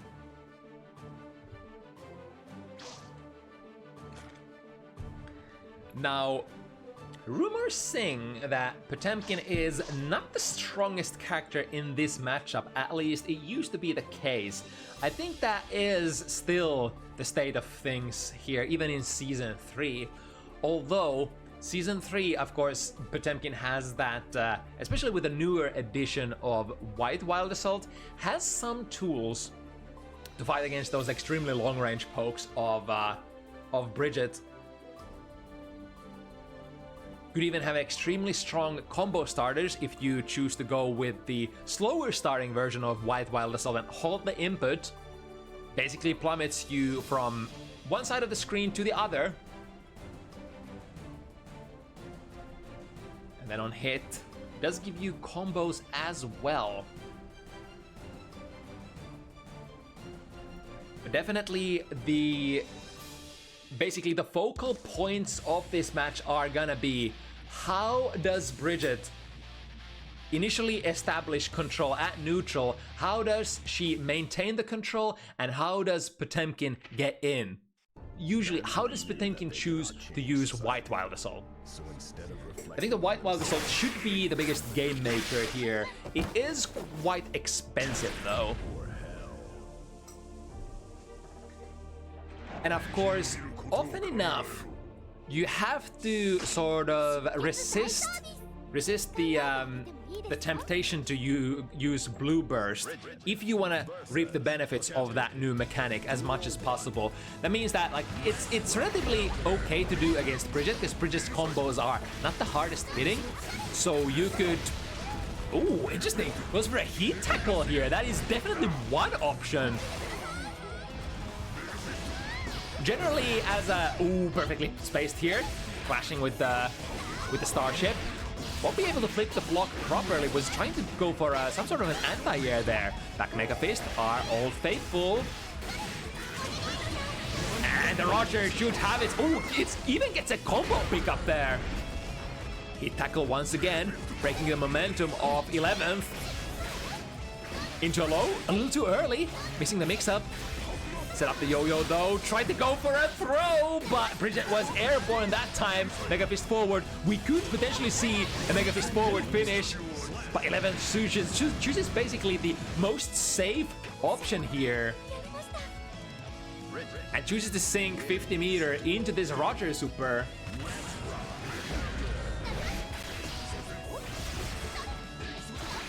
Finds the low, set it up again. Ooh, the 5 PP. Is the choice of buttons, finds a hit, but loses the corner position, which is probably a trait that Üther and probably all Potemkin players or any big body players will take. That was a purple RC, so won't be able to produce the red aura to break 11th out of their string, which is it's usually the maneuver that the opponent is gonna play on you.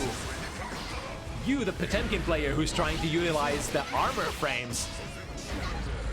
Backdash shimmy, gets the Buster whiffing and get the first round. We are definitely alive as 11th opens it up. Mankind knew that they cannot change society, so instead of reflecting on themselves, Duel 1. Let's rock. Right, round start 2S, good reach on that. Forward Mega Fist. Oh, and perfectly sets up the what is it called again? Gun? What is gun called? Garuda impact, that's the one. Mega Fist once again, finds its mark, immediate burst, or either DPRC towards the corner. I don't want to lose this. I don't want to lose this best place. This is like one of the few places where you're not gonna have a lot of good options, especially since Bridget is one of those characters who has a reaction button against back Mega Fist, I believe. Too heavy. Actually, don't quote me. I'm not sure if it can be done on reaction, but it is certainly a call out that many other characters lack in terms of when the opponent is being, or rather when Potemkin is being pressured in the corner. Too heavy, counter hits, plummets them into a big combo, probably wins you a round. But be careful not to miss. Like here. That time, it was the flick that actually disjointed Starship from the 11th. Ah, the second hit. Or rather, the first hit, the armor, goes through, plummets through the far slash. Far slash working as a makeshift anti-air. Ooh, that kind of... Wait, that was actually on a landing. I thought initially the heat tackle landed on airborne 11th, but no. Finds a counter hit into a conversion. Looking a little staggery. The connection here. We should be good for now, perhaps. This is set up. Fires Roger. Stay in the corner.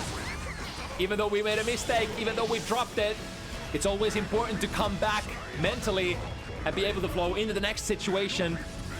Mega Fist backwards. Maybe that was a Buster misinput. That would be one of the most classic Potemkin Buster misinputs. I think Üther was in range there to Buster, perhaps. But it is that, you know, that 6-3-2-1-4-6. So quarter circle back and then forward, which will technically, and because it's done with a P input as well, and P input also being the input for a quarter circle back, Mega Fist is one of the most common misinputs that Potemkin players can produce from that. Tried to go for a Kara Buster from the get-go, but the opponent's button was too fast for that. Ooh, good air-to-air. When the favorite hits that... Oh no, that's a big misinput! Not only did the 11th drop the combo, but also losing the 50 burst here, which is absolutely instrumental. The Potemkin matchups, no matter who you are basically resource combats. And missing 50 of your burst resources, certainly a downside, but able to clear it still. Able to keep that pressure position going. Üther finding difficulties in especially, I think, defense. The neutral has been okay-ish here and there. Oh, I say that. And immediately Üther finds the up at a 5B. But won't be able to transition into offense out of that. Yeah, good punish there. 2K on the missed heat tackle. And now in the corner. Forward Mega Fist, yep, is a good call out if they use the yo-yo setup. 5D is blocked. RC, very late one, but the pressure keeps still going. Good timing, look at that, perfect! Cleave them into the corner, however, 11th got out almost as fast. Oh my god.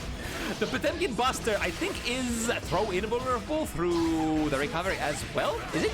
Or was that just outside of throw range? I think that was outside of throw range, which was why 11th ended up missing with that.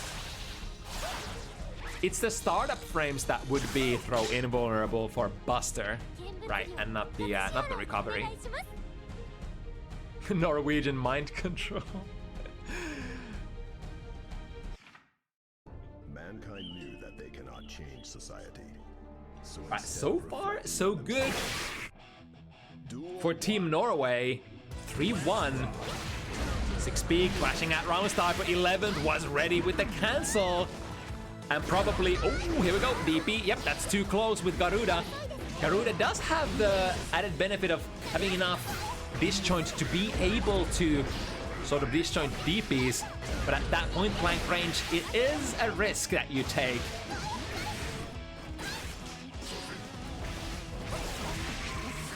Ooh, PRC, however, that was the second hit out of the break. Chugging a little, are we good? Maybe, maybe not, perhaps? Yes, no? Instant air dashing into the fray. Backdash against the forward Mega Fist and able to produce multiple hits, breaking Üther out of their armor. But there's nothing you can do here, just block this. And block 11th does. Both players clearing each other's just hold this kind of shenanigans with the 50 meter. A little too early there with the 5D.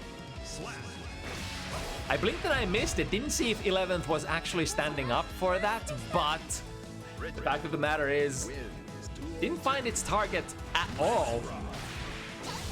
2S once again. We get the setup. Trying to go for the flick, produce the big disjoint frames in case that 11th chooses to commit into that rolling movement just like that. But the RPS always is, oh, 11th ready to just unleash DP. Goes for a really weird close slash from backwards. It backshot close slash here, hello? Guilty Gear, you are quite the fighting game.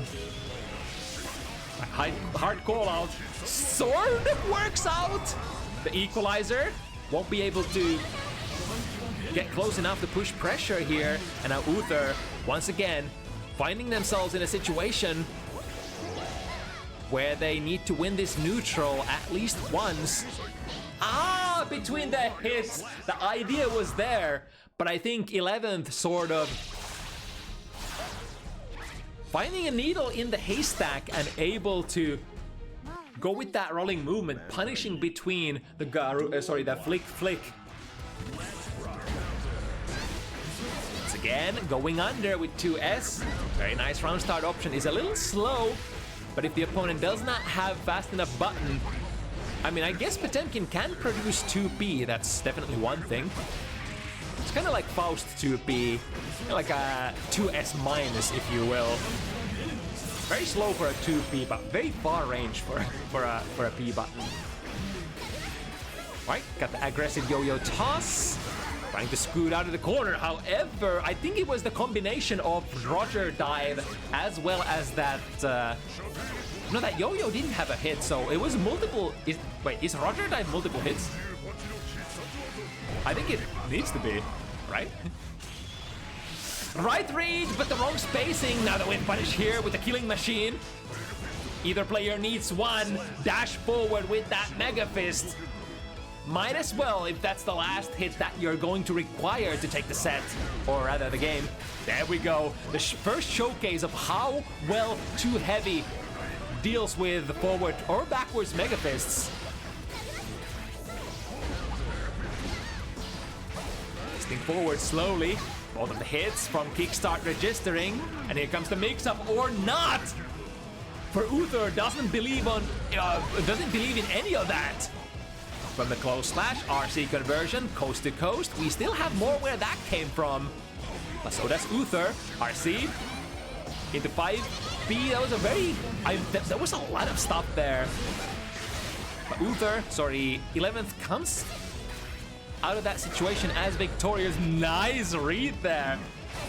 The heat tackle will power through everything and hits behind forward Mega Fist. Look at that. Guilty Gear. Huh? You kidding me?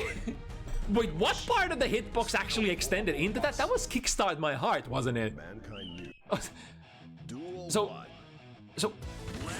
what? Guilty Gear? Hello, Daisuke? Are you good with these hitboxes? I thought the kickstart had already passed, but no. Üther thinks otherwise. And the forward Mega Fist cleaves the whole screen. Alright, the jump slash goes active faster than Üther's 6 heavy.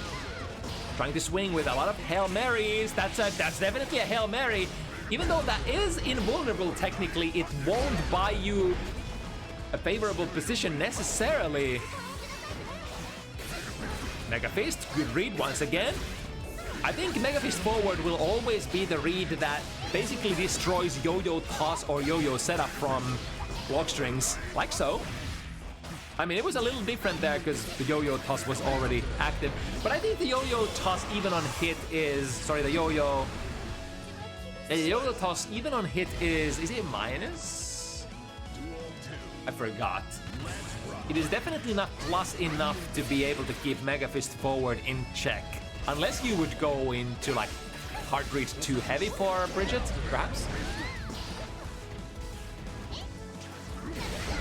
Ooh, powers through. One hit. Oh no, the misinput again!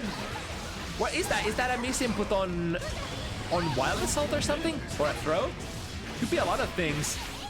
By 11 still gets an opportunity to break the wall. Uther, 50 burst. Sorry, 50 tension, and soon to be 50 burst as well. Forward he plummets. Here comes the DP. I don't want to be here. Cross the positions. And now you're taking a mix-up. Deflect shield. Deflect shield is so dangerous when your opponent's back is against the corner because it technically pushes them away, not you. Never you. It works out just fine enough. And Uther goes for a risky burst, has to hold FD. Any special is gonna knock you out. The special comes in form of Blue Wild Assault. In fact, that was a frame trap. I think most Blue Wild Assaults and White Wild Assaults are not gonna be gapless, like OVA. OVA can make sequences airtight, but I think Blue Wild Assault startup is too slow. Which can be a good thing or a bad thing. If the opponent is, for example, churning a reversal, that might be a bad thing. But on the other hand, it does create frame traps for you. Interesting movement. Is that gonna hit? No, the crab hitbox is so small. Technically only aimed at above Potemkin and at equal horizontal distance, not below you. Let's see, Uther has the life lead. Again, this maneuver here, trying to bait out something. Oh, that was very nice. I think the heat tackle had already gone into recovery, and 11th punished on the way down. Yep, that is a hit. Oh, not pushing their frame advantage. I think Uther was plus there because the heat tackle connected on airborne opponent, and now opportunity for 11th to wrap it up. No RC, probably deemed that it was not going to be enough on the heavy boy that Potemkin is. But we can do it without spending any tension whatsoever. It was probably understandable that Uther was on a very big hurry to the way out, because 11th could have extended that block string for such a long time with that 100 meter, and I forgot if they had burst as well, but potentially.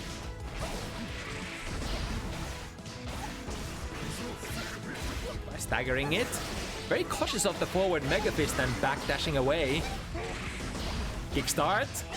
Registering the hit before that 5V goes active. Cashing out. This should be a wall break.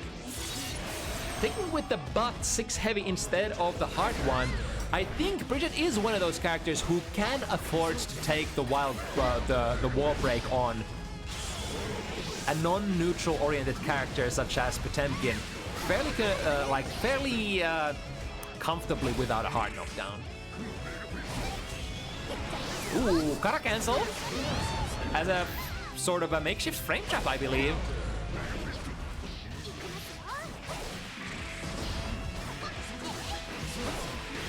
Here we go. This will go into a wall break, but the wall gives away just a little bit too early. Uther still has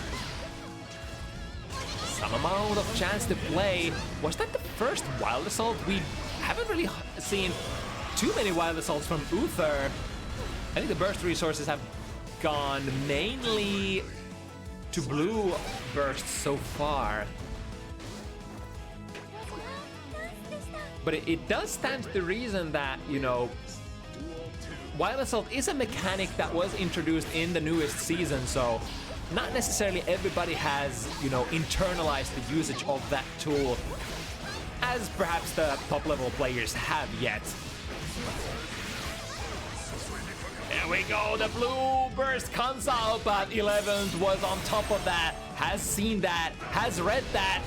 Backdash gets clipped by the forward moving momentum of the heat tackle.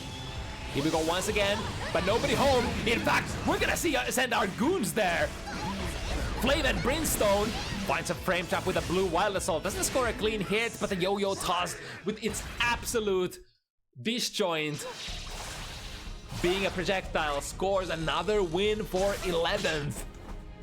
This is looking like a very strong set for 11th, and we need one more What is the magic? What is the magic that Uther could bring to the table to flip this around? It probably has something to do with the Wild Assault, but even with that, Mankind knew that it's tough. society. 11th is being extremely slippery, slimy, getting themselves out of situations where, you know, Uther gets a chance to press offense. I think almost every single time that Uther has gotten a chance to sort of mix it up, it's been that DP RPS that has gotten the best of them.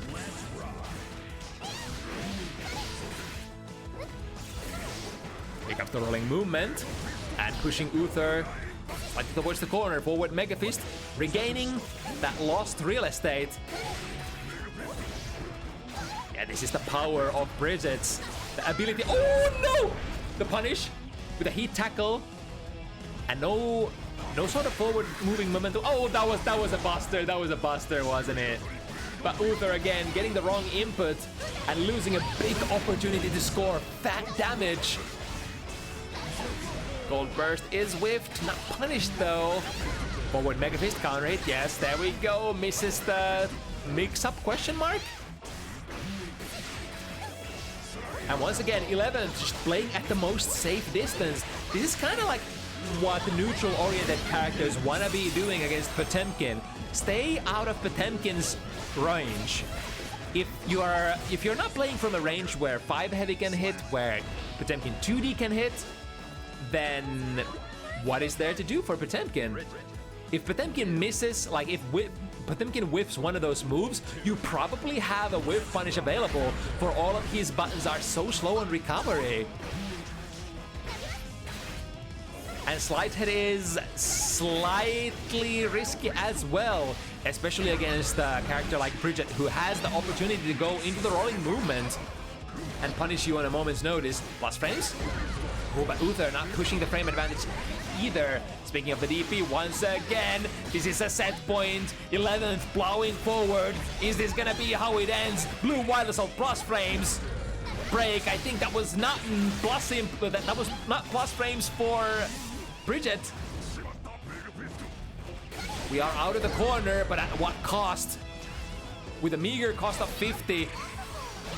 Here comes another tool at the cost of 50. Kickstart RC. Kickstarts 11's pressure. And the risk is mounting up. Even a couple of hits is gonna be bad. This will be a breather. Skip to the other side, but this time won't be able to set it up in any sort of meaningful way. Waiting for the DP. The DP never comes. Throw. Oh no, but that was not the spacing. That was not the spacing to be going for the throw. Here comes 11th though. RC burst at the last moment. 50 available for 11th, as well as Uther. Next hit is gonna be it. Ah, that was high level, I wanna say. It stands to reason that Uther wanted to do armor into RC, but I think 11th knew that Uther didn't have the life to spend to survive that armor hit. Remember, Potemkin has to pay that life cost whenever he gets hit. It doesn't go anywhere, you have to take it with your face. And that was enough that time. Dash in 5k. Kind of like a dash in, dash in DP, but a safer version of that. Sort of? Either way, welcome to Bounty Hunters, both players. 11th will be the the winner today. Team Norway. Looking to get some more on the board, especially since our last match is going to be Norway versus Norway as well. So there will definitely be another Norwegian winner tonight. Wait, which match up next? McNuggleton versus King Dark. All right, gonna get super interesting here. Right, this is probably, if we disregard some of the players who don't play Elfelt as main, such as like High Will or... who's another good example? How about Mr. Agubagu? other than players who play this character sometimes as a pocket character, we simply haven't had a super high-level Elf-Alt player on the show yet. And King Dark would be, assuming that King Dark is an Elf-Alt player, I think they are? Either way, this would be probably one of the highest level Elf-Alt on the show so far. And King Dark's opponent ain't gonna be too bad either. McNuggleton Baiken, an absolute regular, basically part of the regular toolkit of bounty hunters when it comes to Baiken players.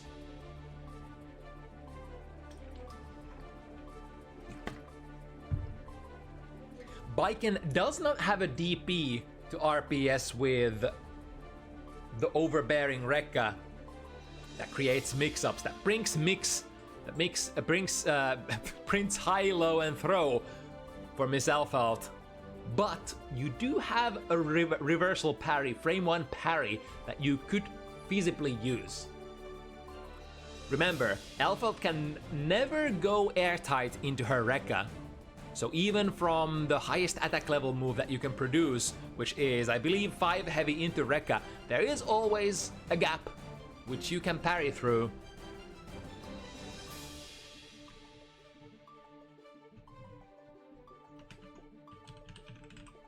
Let's send Nuggies as well as King Dark a prompt.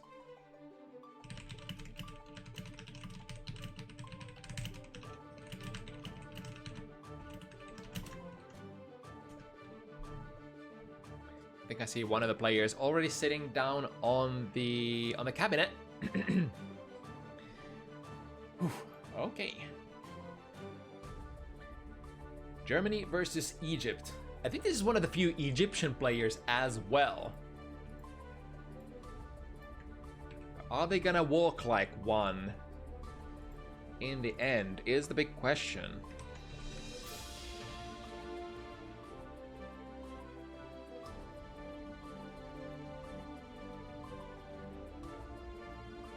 Alright, we got the players in the lobby. Baiken, Elf-Alt, DLC goodness.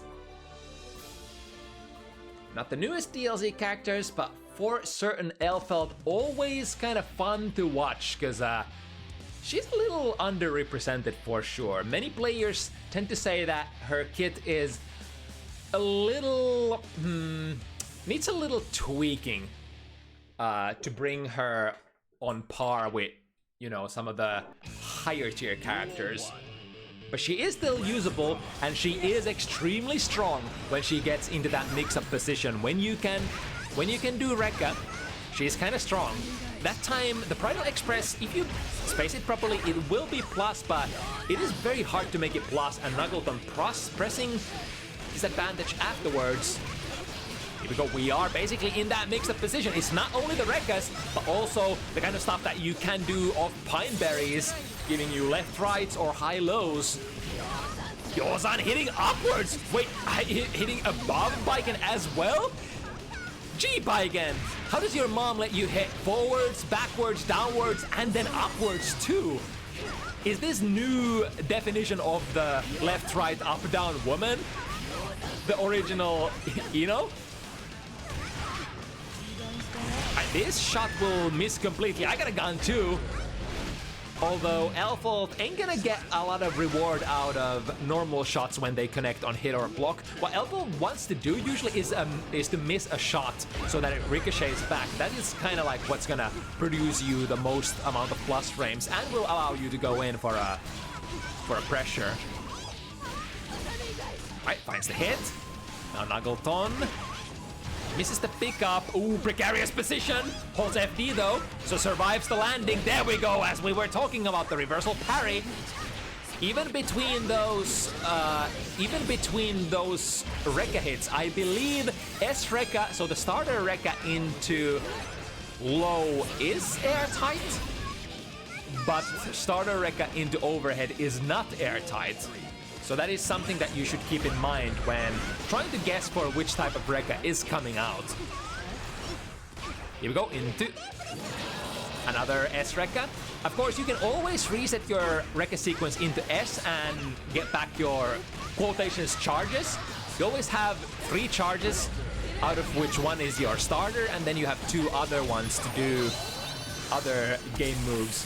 Either one of those could be another S Rekka, which basically resets your pressure and can give you theoretically infinite Rekka pressure if your opponent keeps guessing wrong or doesn't defend themselves. Right, jump in with a Sche'Peke. Scores King Dark the first round here. Lots of careful neutraling, both players swinging, not committing too hard. Here we go. Favorable trade from the Bridal Express, or whatever that move is actually called in Guilty Gear Strive. In my OG mind, that's Bridal Express, and this move, the Bonbon Chocolat, is basically Pineberry. If you got a problem with that, respectfully go F yourself, because my OG experience needs to be favored over your new age kind of bullshittery moves, whatever. Anyway, Blue While Assault, guaranteed to get the Escabari attachment. Ooh, able to wait. That was close enough out of the jump D to get a throw. It was a very brave move. Close slash hits home into a conversion for McNuggleton. Air to air, yep, that's where Baiken shines the most. Jump slash, a very good button. Also, ever favorite, Yozan in the air, very good as well. And the conversions from those counter hits are very nice for Baiken, who sometimes tends to have difficulties hit confirming combos on the ground. But air hits tend to lead into some pretty nice and juicy damage and a setup as well. Here we go, attach it, plus frames, and now trying with the double jump over, but McNuggleton adjusting his position, resetting into the Rekka 1, S Rekka. So King Dark is utilizing the fact that the starter Rekka, if you choose to not cancel it into anything, it is only -1, or is it -2? I think it's -1, I believe. So technically an opportunity to go for a throw, especially since it leaves you right next to the opponent. And you have the threat. You could frame trap them airtight into low Rekka, which makes them unable to press anything. So there is incentive, quite a lot of incentive in fact, for your opponent to sit still. Alright, with optimal Rekka loops, you can get some extra S reps sometimes when you have a good starter. That would have been a good ricochet, but McNuggleton was on an approach trajectory there. Back and forth. McNuggleton, last opportunity to burst. Oh, here we go! Haven't seen this tool very often. The command grab secures the hard knockdown, in fact. That's actually super interesting because the hit is a super property. If you get the wall stick and then the grenade explodes, it does count as a hard knockdown.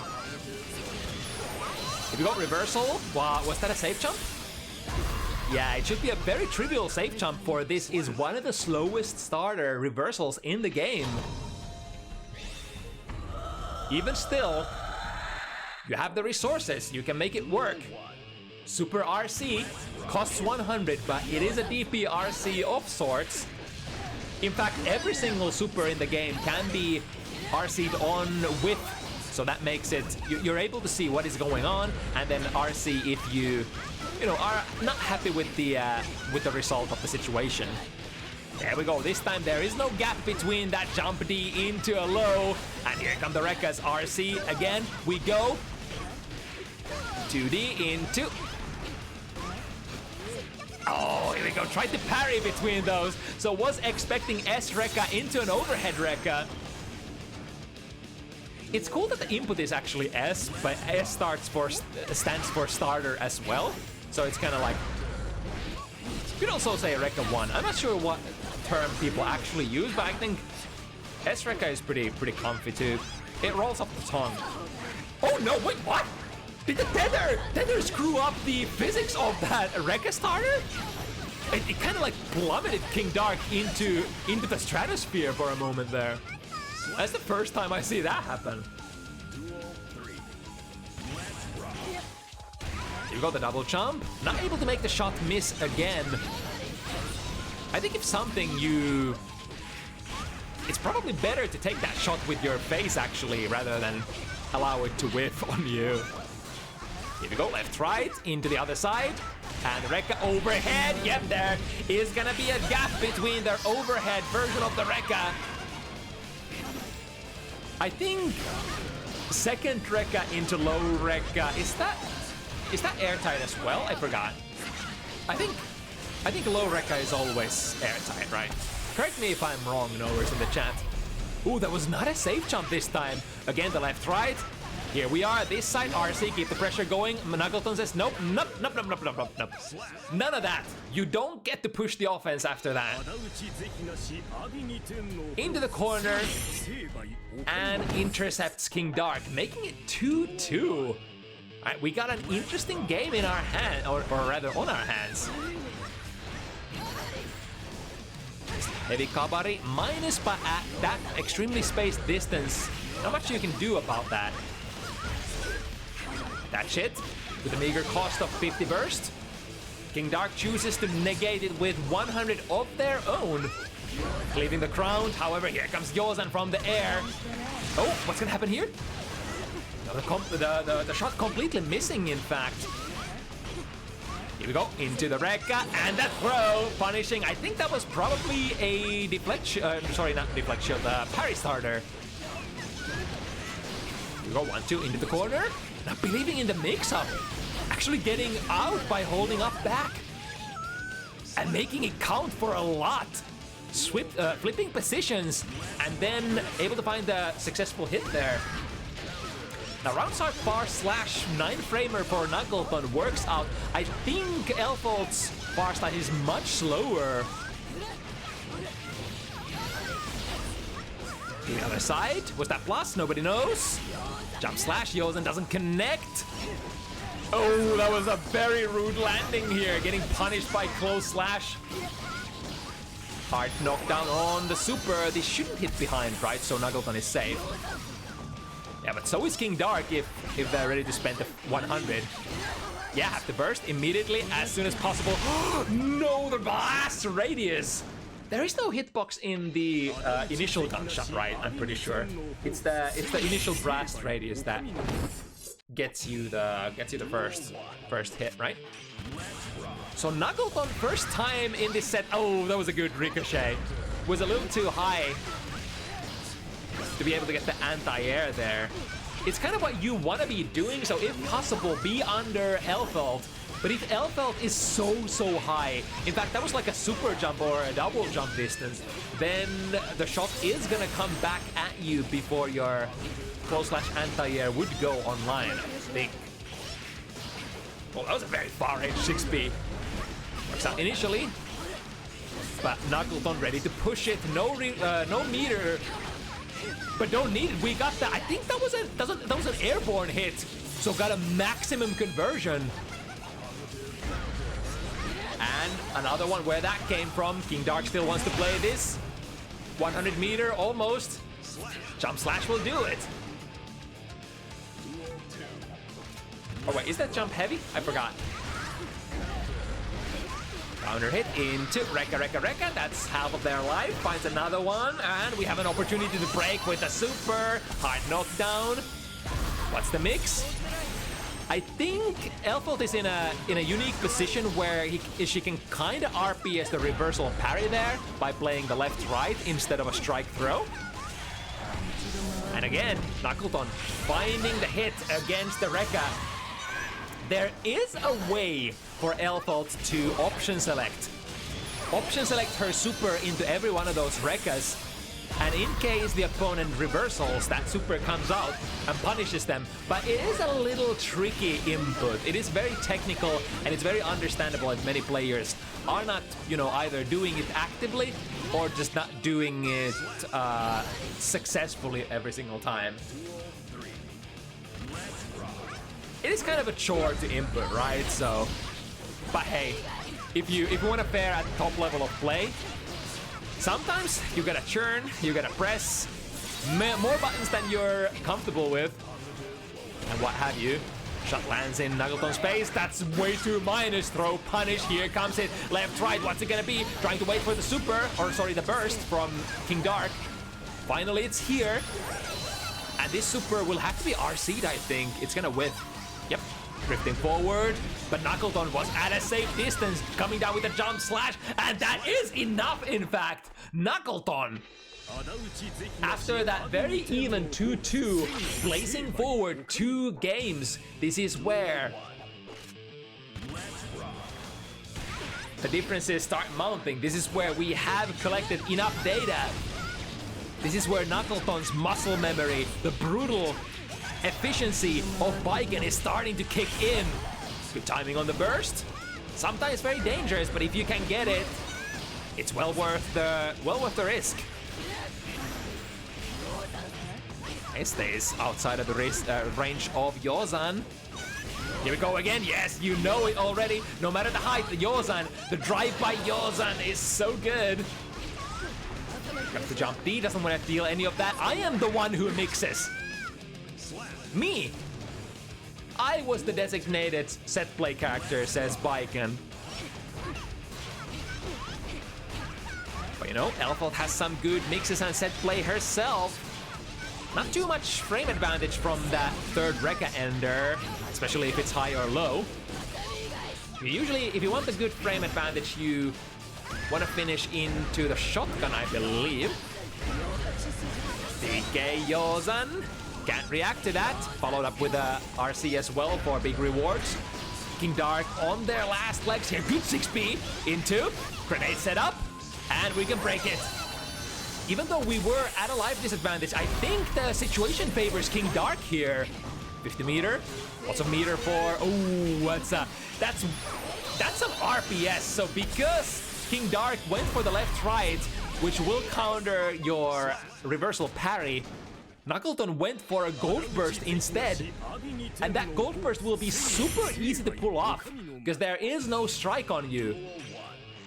The strike will be delayed. So you should be able to get, even if you miss the reversal window, you should have a couple of extra frames of buffer there. That was a very interesting angle here. Coming down, ooh, trade was not in McNuggleton's favor, in fact, this time. Overhead is blocked, RC still, hold still, what's it gonna be? Rekka into a throw, ooh, nice!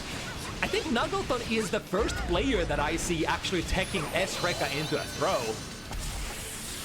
So definitely on top of that RPS, and that's not an easy RPS situation to be on top of either, because there's just so many angles, so much, so many things that you gotta look for. Mental stack is definitely a thing against Elfeld. Kabari activates faster, the disjoint able to poke McNuggleton out of there, sorry, King Dark out of there. 2S, was that too heavy? Perhaps a perfect spacing here for Bridal Express. Take them into the corner, but again, the setup was not meaty. It's probably trying to take advantage of McNuggleton perhaps staying still and not doing anything, but McNuggleton, it's not the first time that they jump out of it. It feels like McNuggleton has played this matchup before.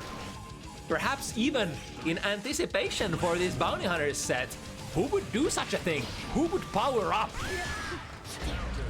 Ooh, went for their parry, but already recovered out of it. 6B works out. No big rewards, though. Heavy Kabari, and oh my goodness, the jump into Yozan hits upwards angle, 45-degree angle upwards and forwards. And a 5D, of course. There literally has been no set today where one 5D charge wasn't attempted. So McNuggleton keeping up the tradition here. 6B into Bridal, YRC immediate combo breaker, and another Yozan. Tricky one there. I think to counter that you would have to press one of your standing buttons or your 6B. But some of your best pokes are kind of on the ground. You can only sort of block one trajectory. Alright, nice. 1, 2, 3. Renexuz into the corner. The setup is not the most frame advantage that you could get, though. Resets it. Overhead. RC. We have more where that came from. Not too much damage, and the timing of the burst is perfect. As King Dark was trying to pass over with that Pineberry. Oh, what are we going for here? Oh, succumbing to the jump in. Usually the player who slows it down is in a better position. And a very cheeky sequence. There's lots of S-Renexuz. Even though McNuggleton, you know, has had active RPS against that, you can't expect somebody to be right every single time. Here we go, resetting again, and again, overhead, low, and RC cash out. But King Dark was hitting so many stray hits earlier that the wall had already so much damage mounted on it. Reversal parry, works out. Now what? Waiting for the reversal from King Dark. This time it doesn't come though. So little value missed for McNuggleton. And King Dark will clear this one, able to just in the nick of time reverse the momentum and fight back. This is still 4 games that King Dark is gonna require, but this game here, this game right here, probably brings in some very needed self-confidence here. I can definitely do this. I can do this, especially if I make the opponent guess wrong, or from a different point of view, if I guess right. This is a character that enforces a lot of RPS after all, Elfelt. Nope, not a second time. I've seen that once. Only once. Only once, my dear. Alright, we want the wall break, but we don't have the resources to get the hard kind. This could be a dangerous proposition. But this will make... In fact, speaking of dangerous propositions... Oh, but the parry! It's gonna hit pretty hard. King Dark will have all of their resources coming out of this. Oh, hello? What? Super jump out of a hit? That was the hardest of the hard reads from McNuggleton that, in fact, they thought that the burst was gonna come out, but King Dark didn't go for it. In fact, goes for a straight up jump after that. Ricochet. Ah, but not plus enough to make it airtight. Of course. Let's do it again. This time, McNuggleton trying to press a button. Yep, that is an RPS option that complements the previous option. Yeah, this will work out. Through the wall you go.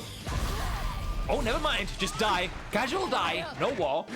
Ah, incident. No! McNuggleton getting the back throw and puts a complete stop to King Dark's plans of reversing the situation. McNuggleton ends it 7-3.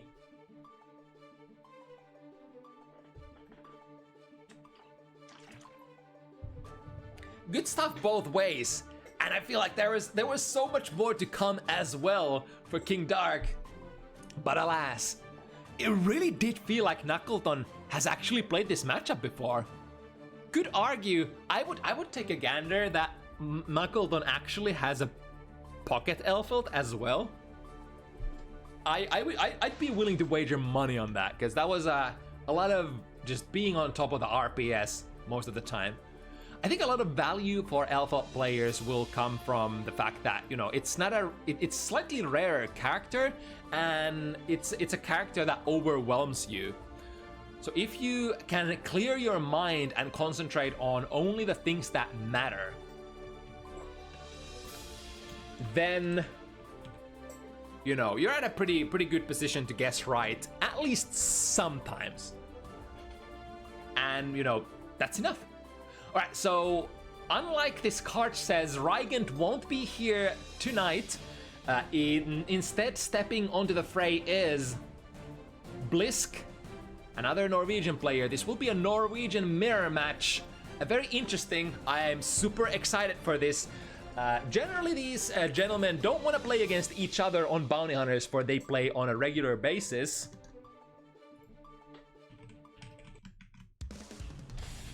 But a rare opportunity.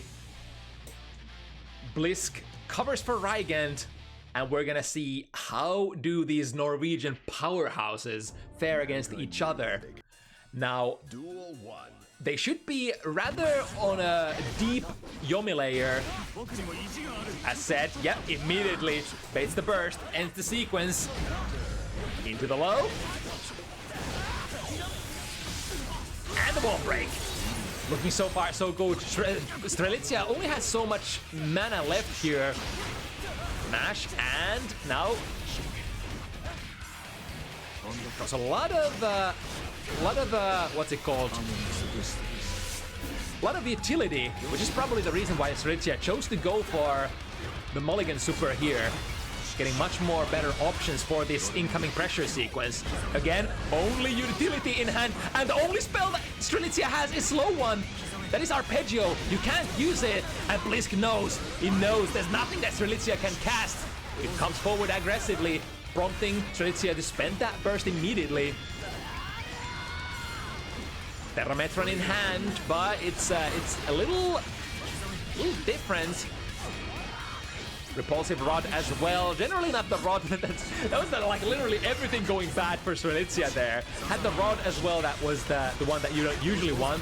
But now able to stabilize, able to pull enough attack spells. And once you get those gates open, once you get that Arpeggio set, those 2 waves of cubes will basically prevent... Yeah, look at this. Bliskke tried to 6P and then Beak Driver, which is usually the counter strategy against other cubes. But you can't do that against Arpeggio, because the follow-up wave will actually tag you. Bratlizia does have a DP. Last attack spell is DP. Don't have to use it though. There we go. 6 heavy will deal just enough damage so that Bratlizia will not have to deal with that bricked hand. Perfect timing to end the set. Or the round, that is. Ooh, 6P will work out that very late Screamer. Had another one in hand. Quite interesting. I think that was auto import, but not the best place for the auto import. Usually, like, you have 5 after you enable the auto import buff, you have 5 seconds to cast spells, and if you don't actually get to cast any during that, so if you're not in the driver's seat, if you're not pressuring the opponent, you can't get a lot of value out of it. Now we have the both good buffs active, but the jump heavy, the signature Bliskke scene jump heavy reaches the hand of God from somewhere and breaks Bratlizia out of a situation that looked to be almost a checkmate. He did activate the what do the Yu-Gi-Oh players call it? The Exodia. But of course, you with your buffs active, you need to get to cast spells as well. Oh, that was a really cool maneuver there, teleporting out of the 6P into special move. Big Driver, once again, one of the best tools in the game to RPS against Asuka. The cube will not be enough, but the OTG 2D will. Really nice presence of mind there from Bratlizia, that they don't have to actually run anything. That was just a done deal at that point. Accidentally discarding the Terrametron, but not the biggest deal, not the most important spell that you have. Counter hit. This is a big deal though. Bratlizia is relatively low on mana, and this could break the shield. Yes, indeed. Lots of damage available. Next hit kills. Bratlizia backdash is the gamble option here. Sees the DP coming from the skies, but Bliskke has the 50 as well. Use the beams, open the gates, and now Bliskke will have to respect for now. Gravity Staff active as well.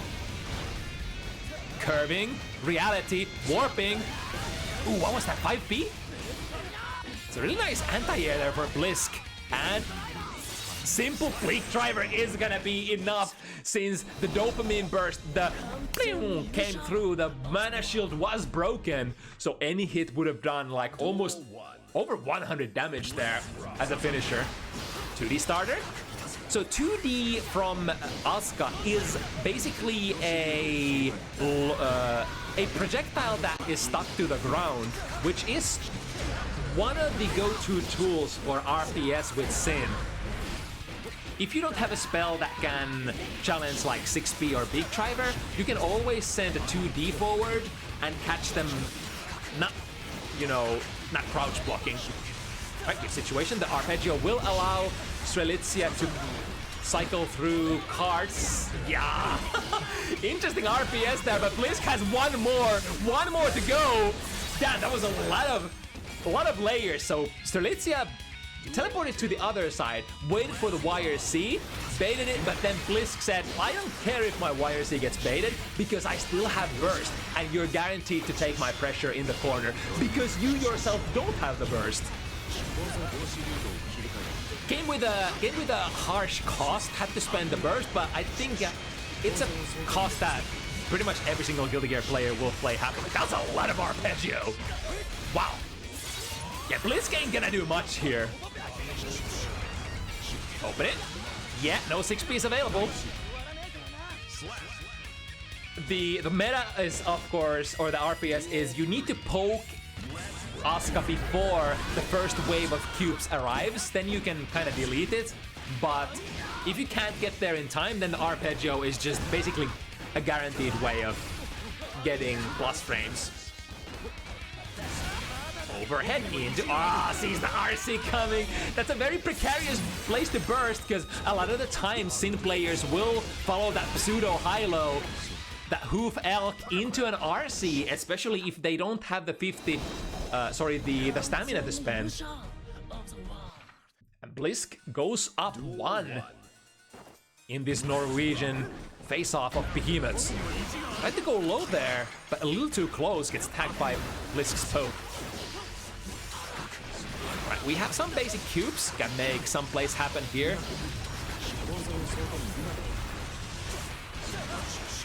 Now with the use of arpeggio, follow, yep, normal cube. Oh, but that was too close. That's definitely a good presence of mind from Bliskke. If the opponent is too close, if Asuka is too close with that arpeggio, you can still try to Hail Mary DP. Works with many cubes, actually. All right, they're open.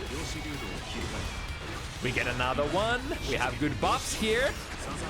Mana cost is down, auto import. This is basically Exodia, and now you're flying into, I don't know, somewhere dangerous.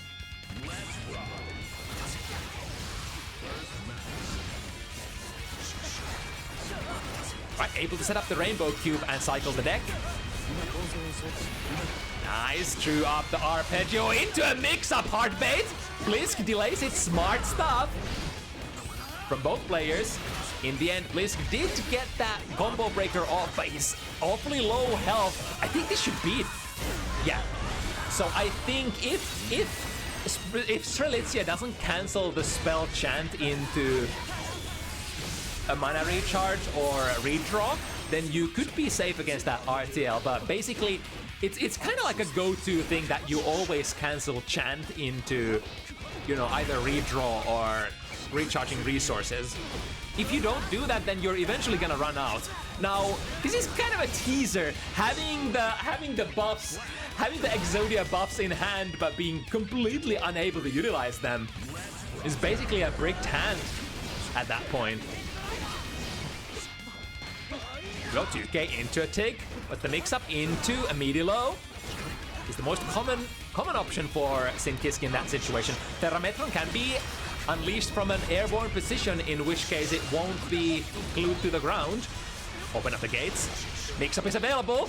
Hard bait again, and DP is too far. Was able to erase a couple of the arpeggio cubes coming in on the first wave, but not the second one.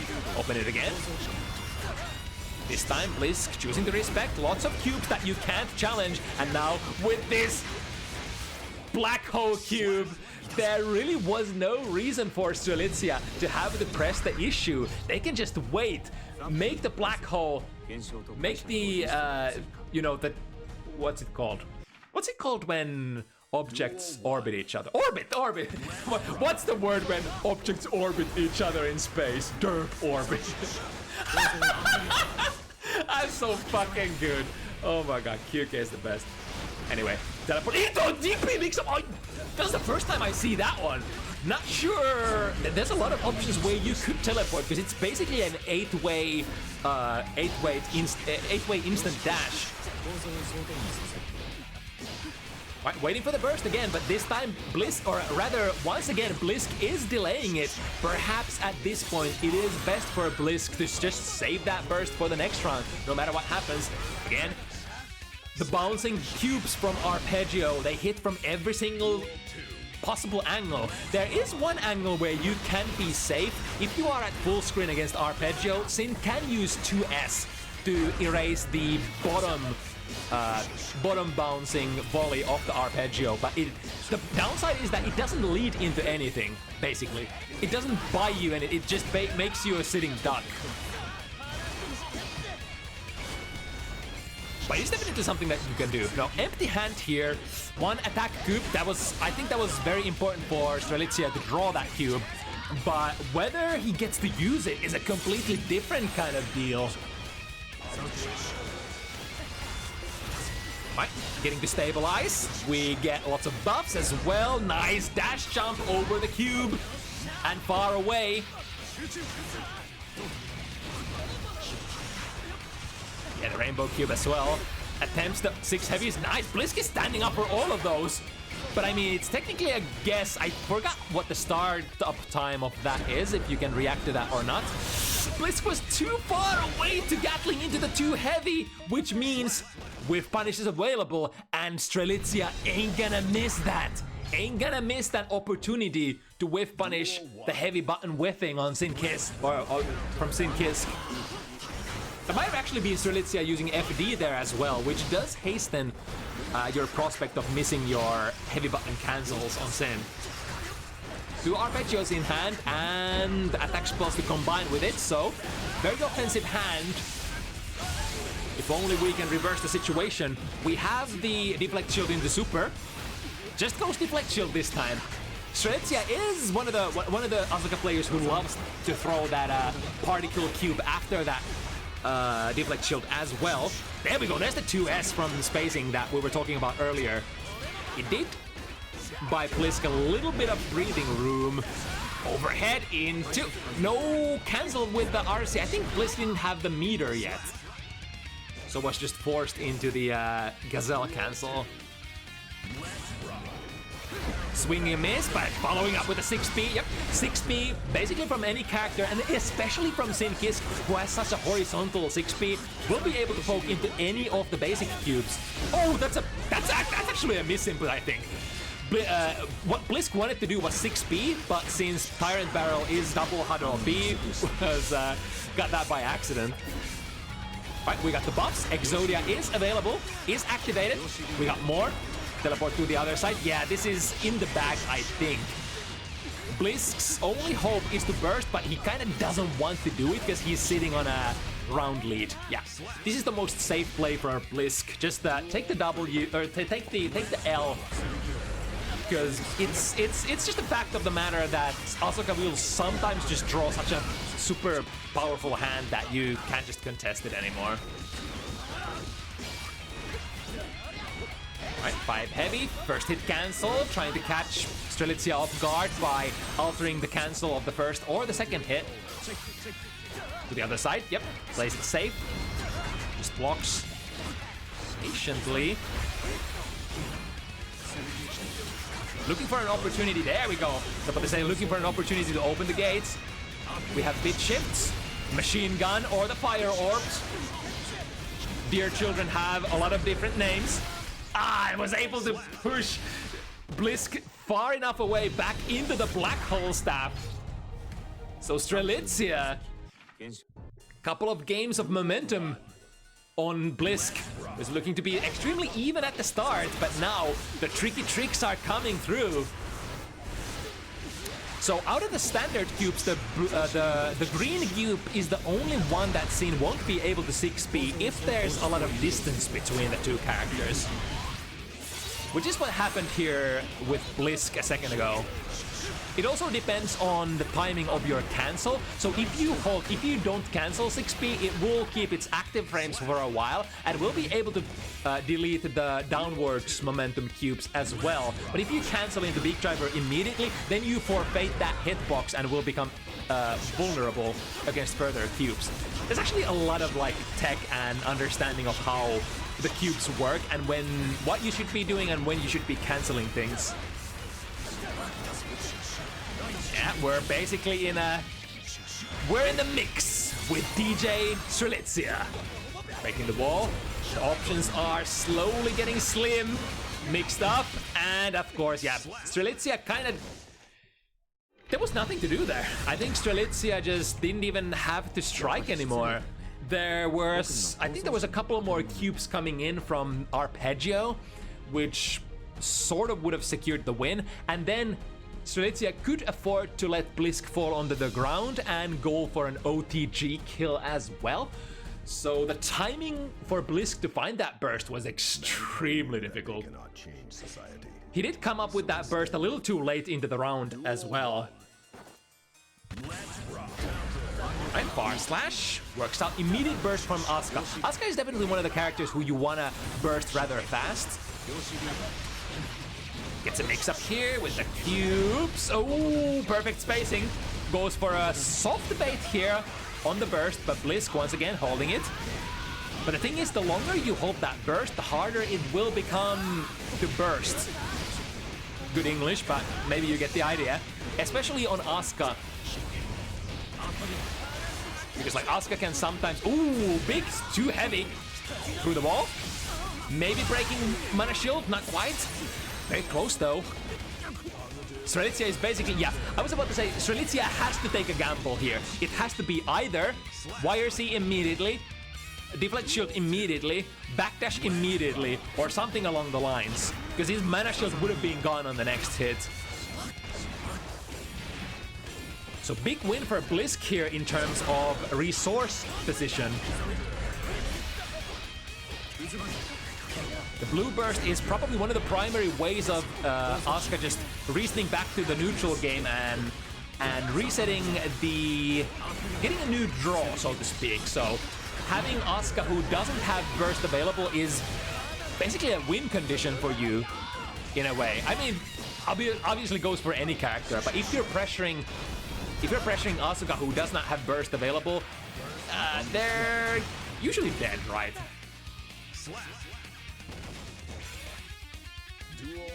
A very big round here. Bliskke absolutely needs this. The Screamer goes active faster than the slow 2S of Sins. Here comes the dash momentum, dash jump momentum. 5 heavy once again, or jump heavy rather. 6B this time. Ooh, that's cool for Bratlizia. I think Bratlizia shot the cube, but he didn't cast any follow-up spells or didn't do anything, which is why the big driver was blocked. Let's see if that does anything though. 6B, whipping, both players whipping 6Bs. Deflect shield does push away, allowing Bratlizia to cast a spell, and this is a big disadvantage now for Bliskke. Losing this round here means Bratlizia goes to 6 points, and now you are the guy, you are the one, you are him, or are you? You have to be him if you want to win this. You have to pull off one of the nuttiest sequences of games of your life. Remember, these guys are, you know, rather evenly matched. However, that also means that it's gonna be super hard to pull off a long win streak. We have the buffs, activating Exodia. Lacking in the quality of active spells, but I mean, when you have Exodia active, all you need to do is just cast anything. Use basically anything, and you're gonna get more good stuff if you are in test case 3. Alright, set point here. 2D starting it up, because Bratlizia only had basic bitch spells in hand, which could be 6 speed very easily. So big RPS win here, starting this round for Bratlizia. We have everything active. Because of that, one read can be all that you need. 6k, good. Stays standing down, sitting down rather. Oh, the mix-up, hard bait. Here comes the DP. RC is available as well. Bliskke has... Oh! Big read. Bliskke is still in it to win it. Oh, I missed the input! So the reason here... Oh, no! The reason here is because the DP wall stick puts you in such an awkward frame situation. Backdash, close slash. We're still in it. This kills, right? RC. Oh no! He didn't get the super! Not quite! So Strelitzia goes for the burst. And Bliskke is still alive! The Bliskke signature jump heavy saves the day. Of course it does. That was a tough situation for Bliskke. Decided to go for the RC, which technically would have killed unless you cross the opponent up and end the combo prematurely. Trying to jump in, run into a cube. Nice draw there with the Screamer, preventing Blitz from running in. That was a valuable draw. And now, as a result of that, we're flowing. Our deck is looking good. We have a couple of buffs active as well. And now the Rainbow Cube will have to be dealt with first, which will give time for Strelitzia to... Ooh, nice, going under. It's a little hard to elk under the bit shift because they bounce as well. And Bliskke somehow is still alive. Could he be him? Could perhaps Bliskke be him? 4 more to go. It is gonna be a mini reverse sheep. Hello? Sweep if that happens. So acceleration stuff. This will make the cubes extremely hard to poke into. Yeah, getting stuck in the air, just guard broken. The driver is too far. Unfortunately, you do need to work yourself close enough to be able to reach Asuka with a special cancel if you wanna follow up your cube pokes. We'll have to deal with this. Rainbow Cube has the most value when it's unleashed point-blank range. It's really easy to poke into at neutral. It just buys you a couple of seconds, but when from a pressure position you can do it, it allows you to get massive amount of plus frames. It's the Rainbow Cube, the big cube is kind of like Arpeggio, but for close range, in a way.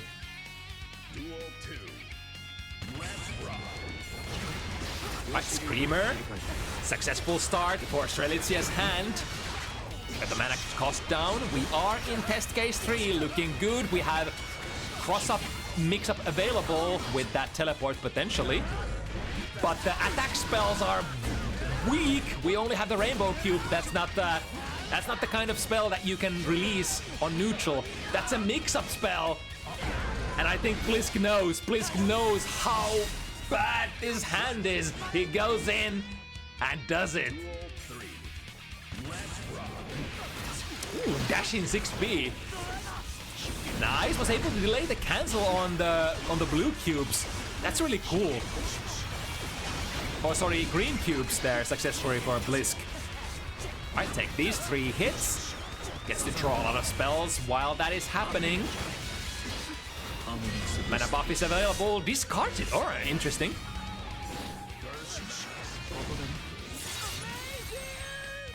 This could be one more RPS situation, and he comes down with a jump D. Oh wait, that's jump slash jump K. Wait, what button is that? Either way, no matter what button that was, it was exactly what Strelitzia needed to close out this set. Even early start, Strelitzia gets a massive dash and maintains the momentum till the end. It's such an interesting matchup to watch though, especially since, like, you know, playing, it's... God, I could watch this matchup for hours, honestly. Asuka is one of those characters who I imagine... So this is how in my head it goes. If you don't know how Asuka works, it probably feels extremely boring to play against and watch, because it's like there's just so much stuff that you can't understand. It looks fancy, but you're like, what the fuck?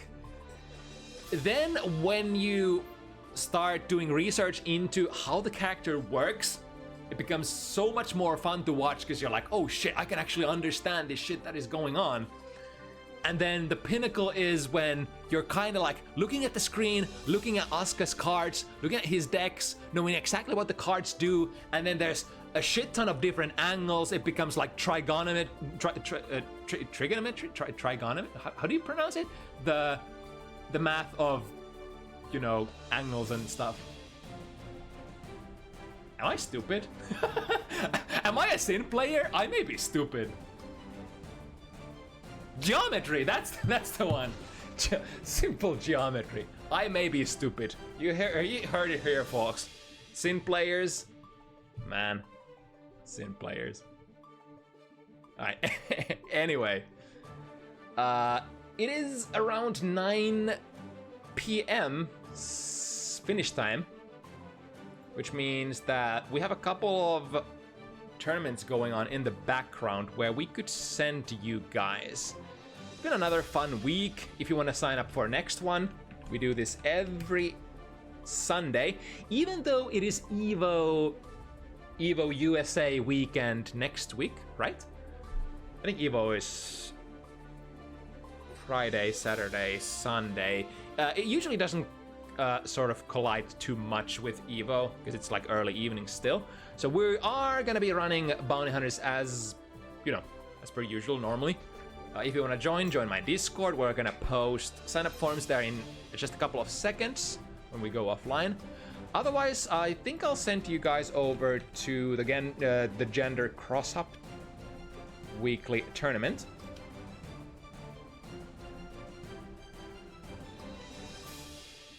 And yep, that's pretty much it. Next week, Evo vibes, lots of fighting game stuff. It is fighting game season. This is basically where the year culminates to for a lot of people. To Evo and other, well, basically to American Evo. So yeah. For the good times next week, for now, it is QK signing out. Have a good rest of your evening and see you next Sunday. Bye-bye!